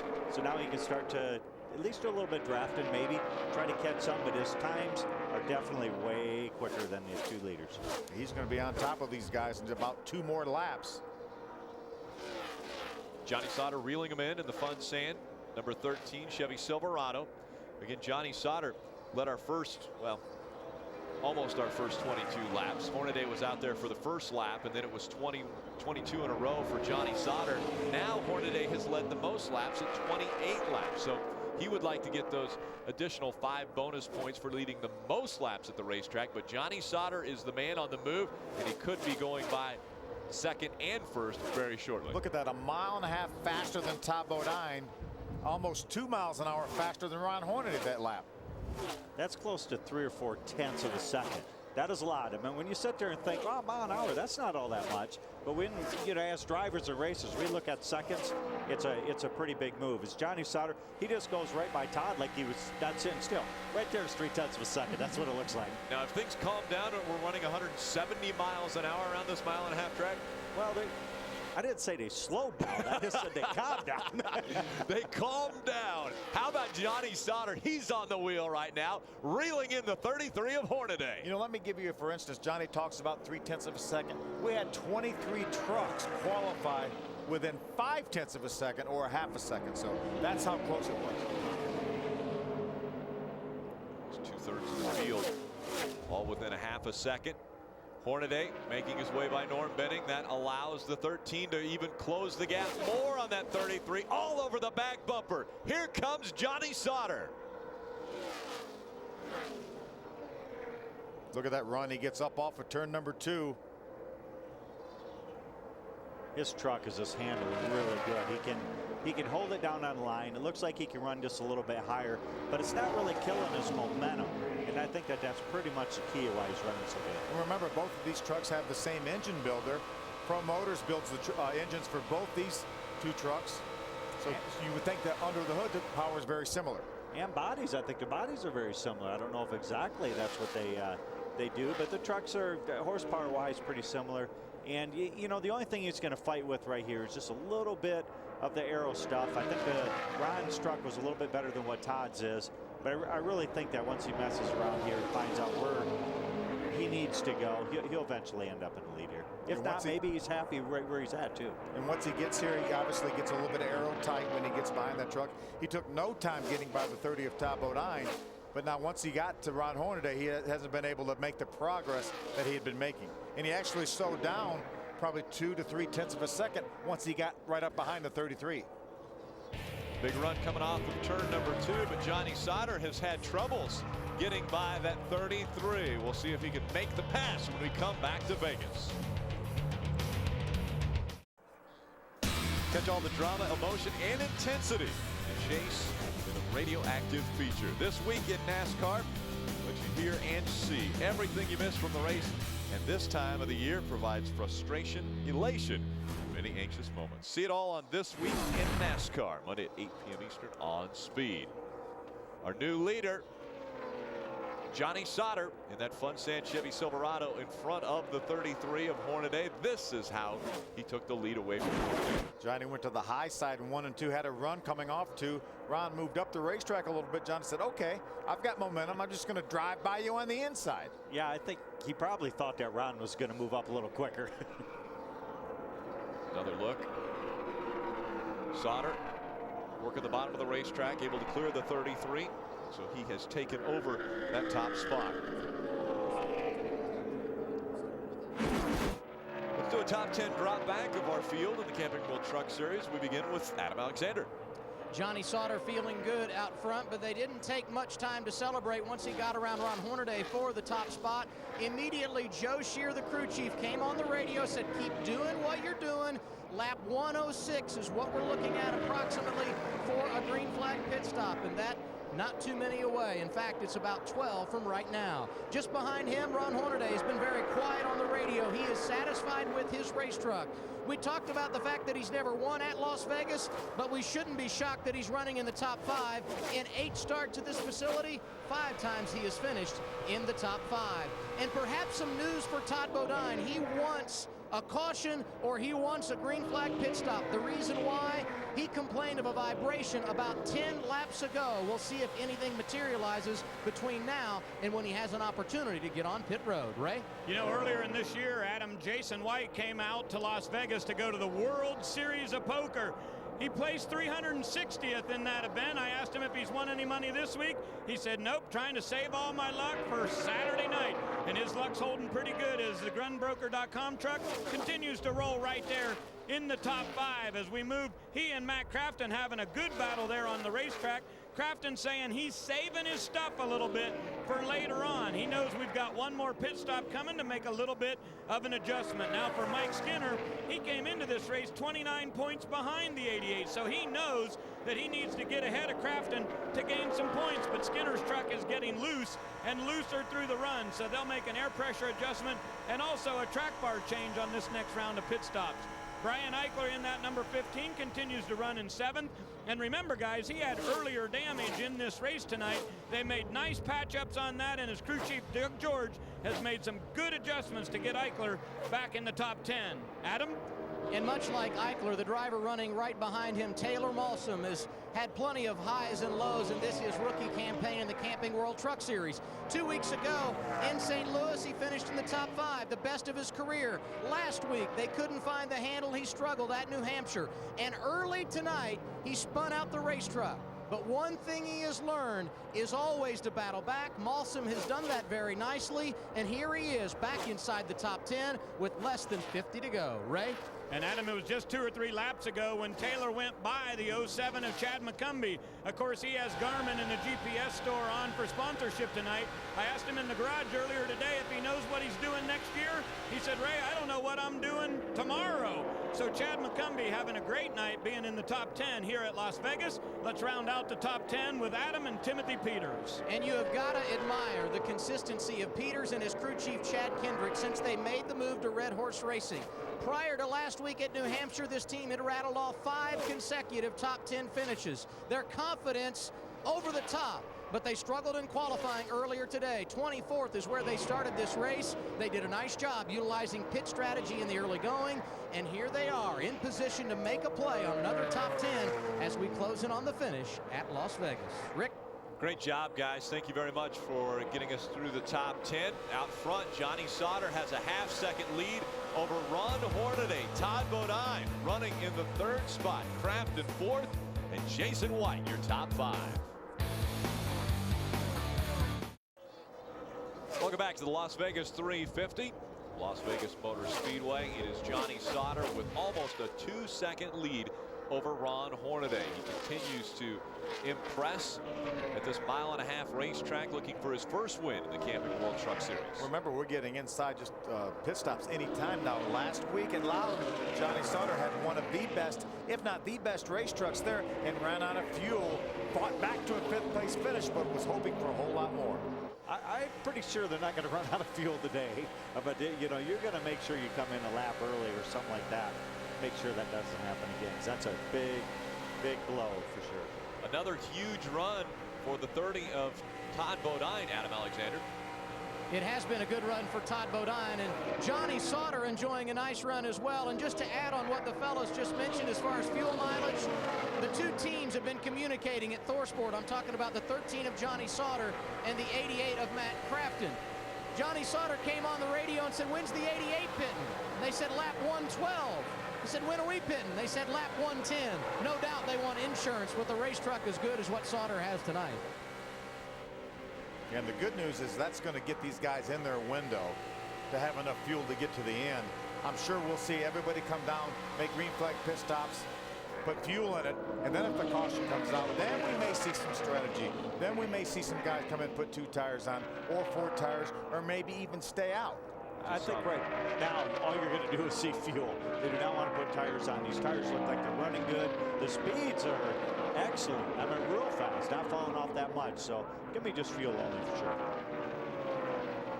Johnny Sauter on the racetrack has a 3.2-second lead over Ron Hornaday. He continues to dig around this track. Todd Bodine trying to make the pass. Well, by that 14, we saw Crawford was running so well earlier in this race. Now he is a lap down, running 14th. Taylor Balsam still trying to hang on to a top 10 finish. He's on pit road now.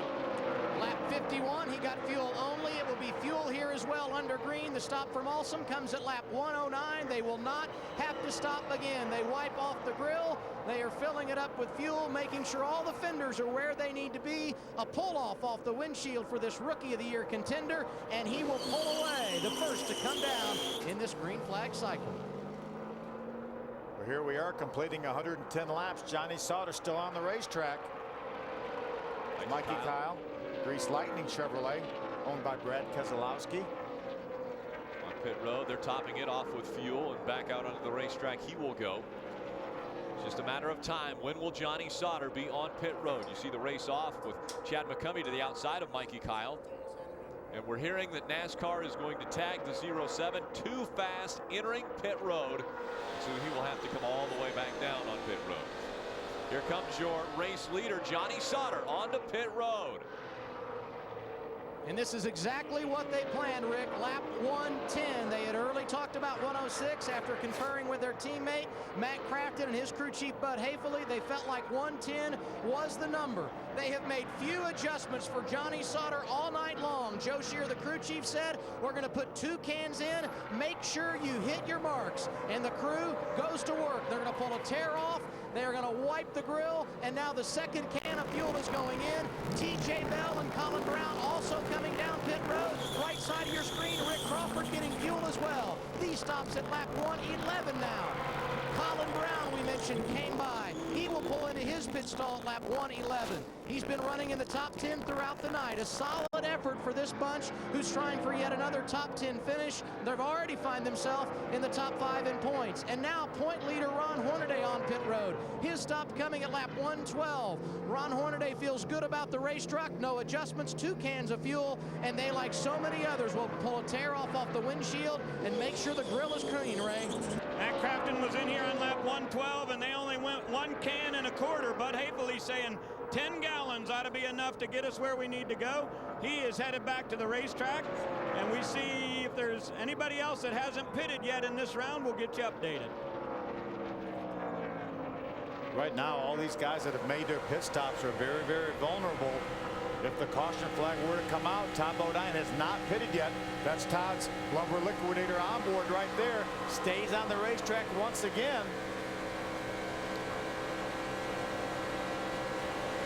Colin Brown, the six truck on pit road for the second time. Adam? And we've heard nothing on the radio as far as why the 6 is coming back down pit road. So let's watch and see what they do. And perhaps they just didn't get the fuel in, because they come back down pit road here and put fuel in once again. They made a chassis adjustment. Unless we didn't see the pictures when they came down the first time, they may very well have put tires on as well. We'll follow up, Ray. James Busher pitted at lap 115. They pulled a tear off the windshield and about 1.5 inches of tape off of the front of the nose. They put fuel in it only for the number 10. 4 trucks right now have not made pit stops. Todd Bodine, the 30, Timothy Peters, the 17, the 51 of Eric Almirola, and the 16 of Brian Scott. And those right now are the only 4 trucks on the lead lap. Here comes Todd Bodine. Todd Bodine slows. He makes his way on to pit road. He wants to make sure not to speed on pit road. So your race leader on pit road now. Adam. And the big advantage for Todd Bodine here, Rick, the fact that they come down this late with this few laps remaining, they only will need 1 can of fuel. That means not much time on pit road.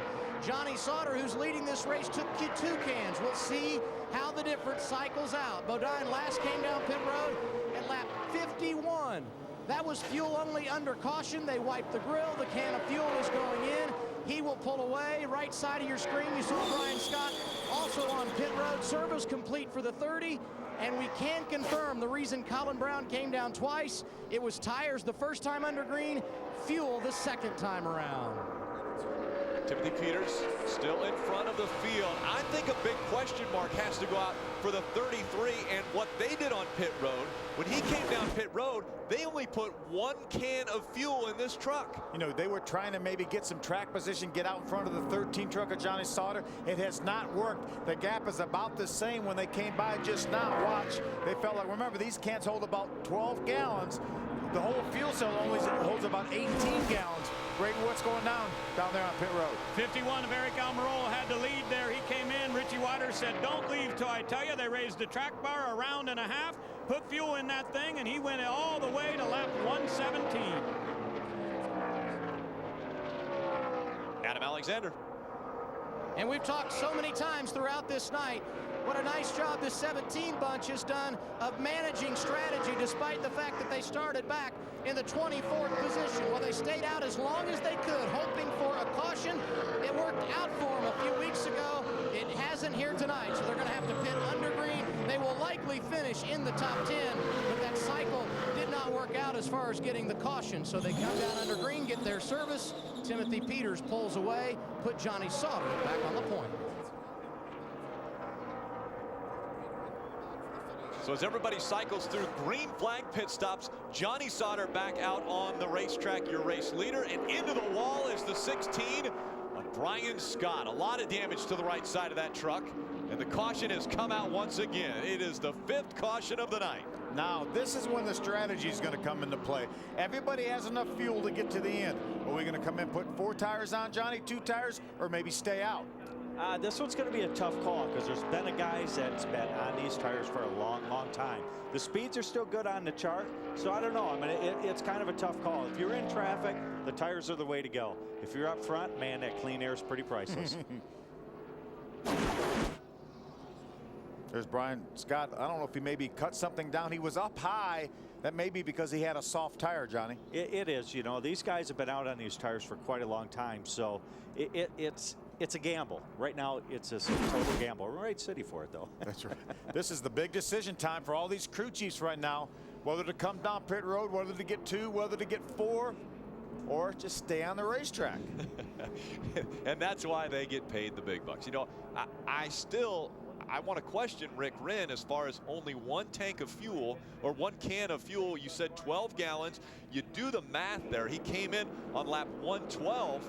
So that's still 34 laps or 51 miles he's got to go on that 1 can of gas. Ray Dunlap.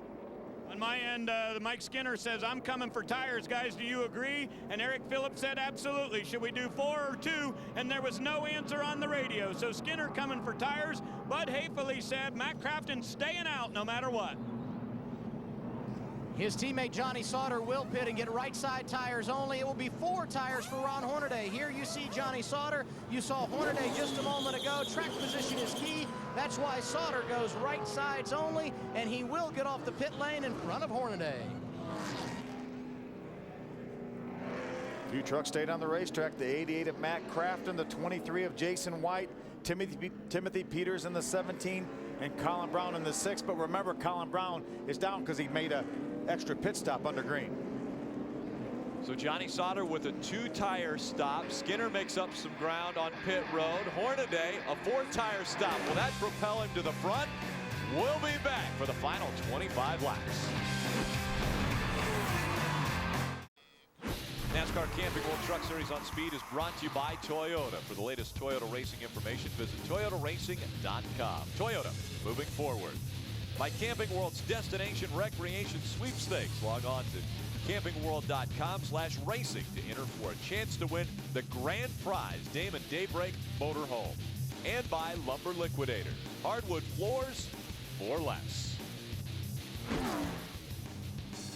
Under caution for the 5th time, it was Brian Scott that got up toward the wall, and it looked like he knew something was going on with that truck. He definitely knew there was something going on because as he went down into that corner, I think it started to drop. He just turned it right to make sure he didn't hit it real hard. If he'd have turned down on the bottom of the track, it'd have been a lot harder hit than what it was.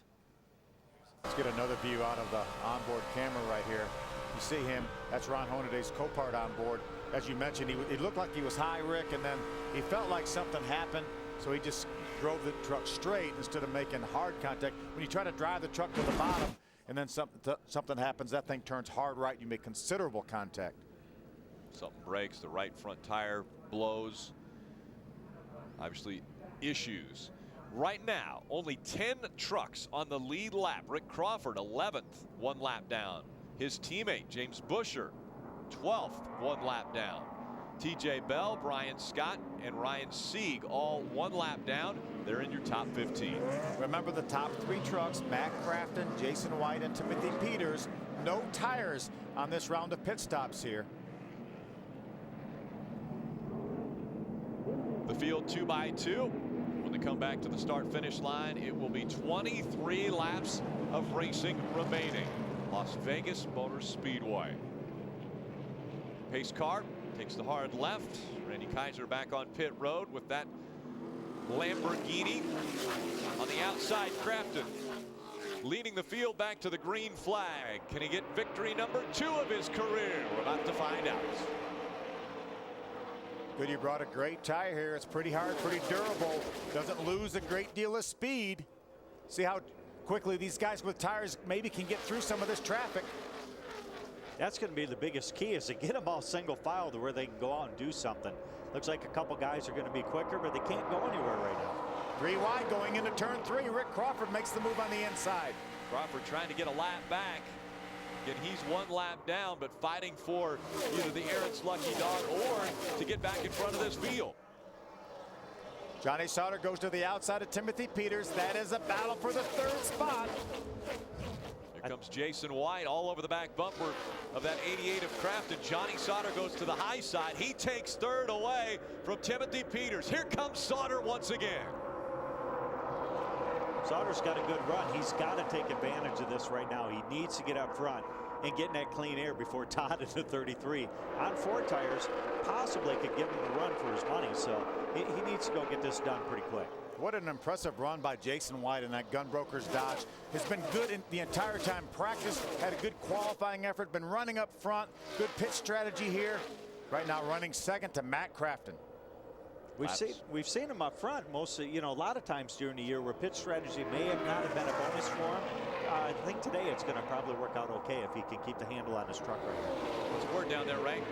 I just want to let you know the Gunbroker team, of course, names all their chassis, different trucks, by different gun slogans. And normally when Jason is having a really good run, he drives a truck they call Bullet. That has been their #1 favorite, and we've got a spinner coming off of turn number 4. The 73 hops through the grass, but I think we could stay under green here. He gets back to the racetrack and slow spin. He goes. Nobody else on the front stretch right now, so I think we'll stay under green, guys. But real quickly to add to that, the thing about Jason White's truck tonight, not Bullet, the one they usually have so many good runs in. This is called 50 caliber. And as Sauter goes by, Jason White will give up second place. Adam? And Todd Bodine not exactly pedaling through the field like you would have expected after that restart. He got 4 tires when he pitted, but Ray just came on the radio and said, way too tight. That's not good on a short run. 19 laps to go, and Bodine not going to the front like we thought. Hey guys, the top 3 trucks right now, Matt Crafton, Johnny Sauter, Jason White, all just ran their fastest lap of the entire race. That's qualified speed right there. I mean, that's faster than the pole. Faster than the pole they ran there. And that's something that we've seen at this track. Late in the night, tires, cool weather, if we can think of 80, 90 degrees being cool weather. Well, definitely cooler track temperatures anyway. You know, that's pretty common to see pretty quick speeds at the end of this race. Again, Ron Hornaday on pit road. He changed 4 tires. Will it work for him? Battle for the lead. It's Thor Sport running 1 and 2 on the racetrack. Crafton right in front of that strong truck driven by Johnny Sauter. Remember, Johnny Sauter got 2 tires on this last caution flag. Matt Crafton elected to stay on the racetrack. Johnny's chased him down, moves to the outside. Around the outside he goes. He takes the lead back. Sauter back in front here going down the Nellis straightaway. 17 laps to go right now. Johnny Sauter looking for victory #1 in the Camping World Truck Series. I think there was only 3 or 4 laps to go. He would have stayed there. But I think with 17 to go, he's going to have to go. You think he would have stayed there? I wouldn't have. I'm just saying. You know Johnny Sauter, too. Yeah, I do. Timothy Peters again staying out on the racetrack at least for the second round of pit stops. When they came back down for tires, he stayed out. Didn't think they needed him. So he is now working on trying to stay in the top 5. He's got Todd Bodine all over his back bumper now. Well, I don't know that it's a situation that he didn't think he needed him. But their strategy was best played in not getting him. He would love to have 4 tires. Any driver anytime is going to want fresh tires. Well, I think this is a good move for them to stay out. I do too. Because there's not a whole lot of time. We see some of the other guys staying up front. Yeah, he may lose a position or 2, but he's 4 or 5 ahead of where he would have been had he pitted. And he pulls away from that Lumber Liquidators #30 of Todd Bodine. A good run for Timothy Peters. And remember, Ron Hornaday got 4 tires as well as Todd Bodine, and they really haven't made the progress like he talked about. 5th and 6th so far only for Todd Bodine and Ron Hornaday. And the laps are winding down. 15 to go. 14 now. 14 remaining. Johnny Sauter in front of his teammate Matt Crafton. They're running 1 and 2. Jason White with an impressive run in 3rd. Timothy Peters, Todd Bodine, your top 5. Todd's doing all he can do to try to get by Timothy Peters. Timothy's taking that Strutmasters Toyota, doing a nice job with it. Looks to trying to continue his hot streak this summer. I guess it's technically not summer anymore. We're into the fall, past the autumnal equinox. Easy for me to say. Adam Alexander. Johnny Sauter continues to lead this race. In fact, what a great night for Thor Sport Racing. 1-2 with teammate Matt Crafton right behind the 13 of Johnny Sauter. Let's go back about a month and a half. And remember when we were at the Chicagoland Speedway? The guy you see left of your screen, Joe Shear Jr., had taken over crew chief duties for Johnny Sauter. A one-day show, both the ARCA REMAX Series and the Truck Series running on that Friday. Joe crew chiefed in both series, leading Johnny to a top 5 finish. They haven't been out of the top 5 since. This team feels momentum. They have really gotten in the game as far as setup on their trucks, and tonight they're going to try and do the one thing they haven't done in the last 5 weeks, and that's celebrate the night in victory lane. I know the last thing he wants right now is a caution flag. He's got a little bit over a 1 second lead over his teammate Matt Crafton. We saw Todd Bodine make the pass on Timothy Peters, so he took that 4th spot away from Peters. Could it be a 3rd name to add to the list of first career wins in the Camping World Truck Series taking place at this racetrack? David Starr in 2002, Meal in 2004. I was down in the garage area talking to Mark Smith, who builds the engines for this truck, as well as Ron Hornaday's, as well as Matt Crafton's.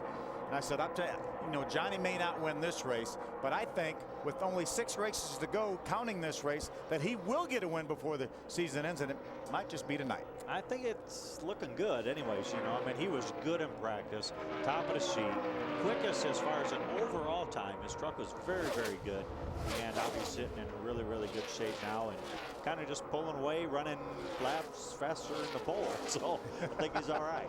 1.7 seconds between he and Crafton. Very tight racing here just a bit back. Taylor Malsom in the 81.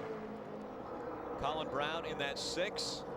Taylor Malsom still on the lead lap. He's running 10. There's Ryan Sieg. I tell you, that young man continues to impress. Always battling around the top 15 right now, running in the 14th spot, 1 lap down. Again, only 10 trucks on the lead lap.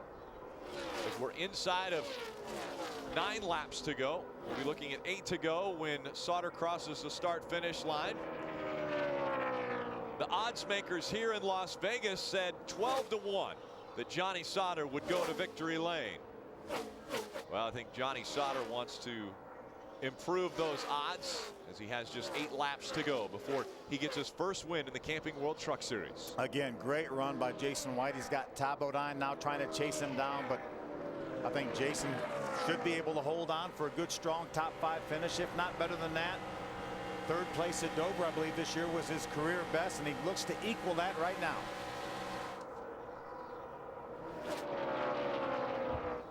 That's a good solid run for him. Todd's not even really gaining anything on him. He's probably gaining really slow.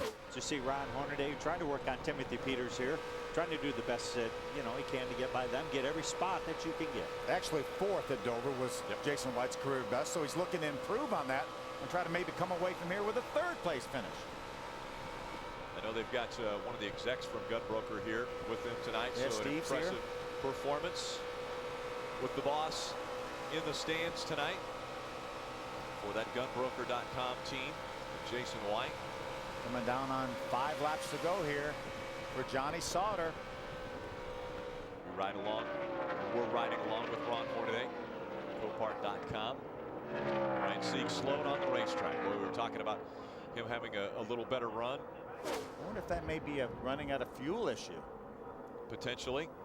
The 39 on the inside of the racetrack, trying to keep his momentum up. He's not in the groove, so we still are seeing the green flag displayed. Johnny Sauter wants it to stay green the remainder of this race. We see Sieg come way up back out on the racetrack now. Looks like he might be back up to speed. Sure does. Maybe he had an ignition problem. Dropped down to the apron, flipped to another ignition box, and appears to be back up at least to some semblance of speed. Johnny Sauter right now going to be 4 laps to go for Johnny. 4 to go for Johnny Sauter. That Fun Sand Chevy Silverado. Crafton running 2nd. Almost 2 seconds back. Then it's Jason White, 3.5 seconds behind our race leader. Todd Bodine is 4th. Timothy Peters is in the 5th position. Hornaday again getting fresh tires, 4 fresh tires. He's been able to get up to 6th, but that's it for Hornaday. I think the great thing with Johnny is there's not a whole lot in front of him. He's got a lot of space, a lot of time to just hit his marks. Nobody really pressuring him from behind. He can take his time from this point in time. 3 laps is a long time, but yeah, sure is. Doing good. If he could just get to the white flag, Johnny, then he knows that the caution flag would not precipitate a green-white checker. So coming down on 2 laps to go, I know he wants to get back quick to the start-finish line in about 31 seconds. 3 miles remain for Johnny Sauter. How about 1-2 team finishes? Right now it's ThorSport running 1 and 2. We've seen KHI go 3 times in the 1 and 2 position. Roush Fenway dominating this category with 11 first and second finishes. You know, Mike Curb is listed as owner of this truck, and if Johnny can hold on and win this race, then Mike Curb will have won in all 3 of the major divisions of NASCAR. 1 to go for Johnny Sauter. White flag in the air. 1.5 miles remains between he and his first win in the Camping World Truck Series. He's got over a 2-second lead over his teammate right now. He just has to make sure he has enough fuel to get to the end. Down the Nellis straightaway he goes. Half a lap between Johnny Sauter and that first win. A flawless 3 and 4. He comes out to the grandstands. The fans on their feet. Johnny Sauter will win at Las Vegas. What a great job by Johnny Sauter, that ThorSport team. 1-2 finish for ThorSports. And Jason White does get his career best finish in 3rd.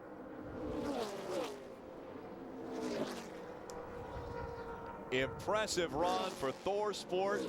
Johnny Sauter claiming his first ever win in his 31st start in the Camping World Truck Series.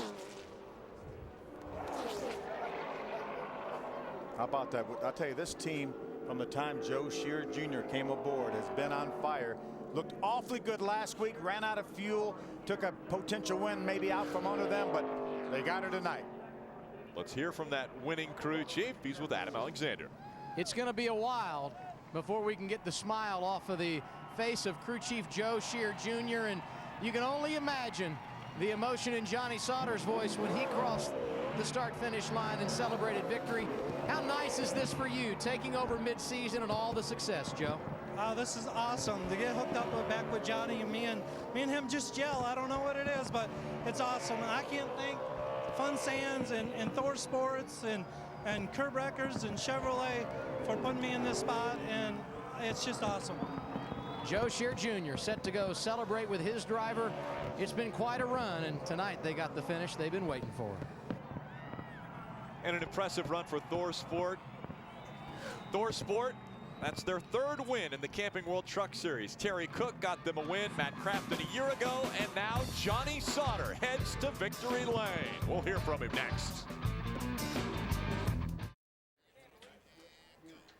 Johnny Sauter smiles on his face, the victor in the Las Vegas 350. Let's hear from him. He's with Adam Alexander. And Johnny Sauter has not had the opportunity to do this in a while. Climb out a vehicle and celebrate a win in one of NASCAR's top 3 series, and he goes to the first place, the crew, to help congratulate and celebrate this win. Joe Shear Jr., a little bit of a hug, the crew chief. It has been a while rather before you have had an opportunity to celebrate victory, so how special is it to be back, Johnny? Unbelievable, man. First and foremost, I want to thank the good Lord. I've been praying hard a lot lately to try and get back into victory lane. This is a big deal for me. Can't say enough about Joe Shear, all these guys. Duke, Rhonda Thorson, thank you so much for this opportunity. Last year, this time, I was doing starting parks in the Nationwide Series. So to get this opportunity to race full-time, Fun Sand, Curb Records, Chevrolet, Goodyear tires were phenomenal. This truck was unbelievable. Thank all these fans, unbelievable. This place is awesome. This is unbelievable, man. I can't believe it. When you announced in the offseason you were coming to the Truck Series full-time, I think the expectations were really high because of all of your experience. The first part of this season, a little rocky. Talk about the turnaround and how good it feels to be so competitive week in and week out. Well, I'll tell you what, this last 2 months has just been unbelievable, man. I felt like we had the truck to beat last week and ran out of fuel, our mistake. And I can't believe we won this race. Unbelievable. Chevrolet was awesome. Wow. I think I made enough money tonight. I might go buy me a new Camaro or something. But, you know, we did have some tough luck there at the beginning of the year, but these guys rallied hard. And unbelievable. I don't even know what to say. This is awesome. Believe it. It's real. Congratulations. Thank you very much, man. Thank you. Johnny Sauter in victory lane and a solid run for his teammate tonight as well, Ray. Adam, I'm not sure if you were counting, but that was 9 unbelievables for Johnny Sauter, and how unbelievable is it for a 1-2 finish for you guys? I mean, it's awesome. I thank Thor Sport, and they brought 2 awesome trucks to the racetrack. Johnny's, that truck was unbelievable. That's 11. That thing was really good. I mean, our truck was good all night, and we were just a little bit off. We needed track position, and I mean, that's what we just had to roll the dice right there at the end, tried to take no tires and see if we could get out. But it's just, I mean, for some reason, just didn't want to lead like Johnny's did. I mean, that thing is a rocket ship.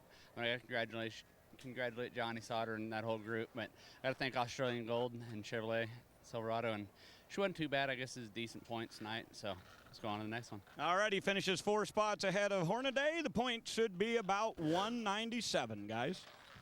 About right on the mark. 197, the difference between Hornaday and Crafton. That means Hornaday lost 20 points. Woody's coming in with 117. How about Timothy Peters? Moves up to the 9th spot and into the top 10. We'll be back to wrap up the Camping World Truck Series Las Vegas 350 here at Las Vegas Motor Speedway. Let's take a look at tonight's Stay in the Game with Just for Men hair color moment. Todd Bodine's name pops into my head. Yeah, he had a couple awfully close calls. There's one right there with Brian Scott. Got real loose. Watch all those trucks go by. Lost all his momentum, but finally saved that truck. And then this one here, it comes up, just barely gets into Jason White, almost lost it again. Very easy to lose it at that part of the racetrack. Stay in the game with Just for Men hair color. Todd Bodine finishing 4th tonight. He's standing by with Ray Dunlap. Actually, we're sitting by, but I'll give him an attaboy a couple times today. And after 3 subpar weeks, how good does it feel to get a top 5 tonight? It feels fantastic. Nothing fell off. We didn't get flat tires. We didn't get run into. So it was a good night for the Lumber Liquidators Tundra. You know, it's been tough. It's been probably the worst year of my career. And our performance hasn't been bad. We just had terrible luck. So, you know, come out of here with a 4th after a couple spins that didn't happen. I mean, they were close, but we're pretty happy. You know, Lumber Liquidators came on board for these few races, and you know they're running a special right now. LLfloors.com. Check it out. Get a good deal on hardwood floor. All right, good run for Todd Bodine. He had some great racing side by side with Jason White, who got his career best finish, and he's with Adam. Indeed the case, Ray. And we talked before the race tonight about the fact you had your career best qualifying run.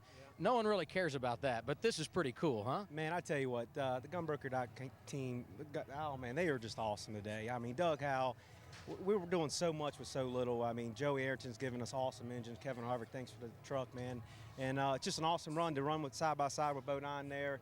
Man, they just had a great truck tonight, and we're excited. We're excited about it. Well-deserved. Congratulations. Hey, thanks, guys. And it was an awesome crowd tonight, and a good race for the fans. See you guys.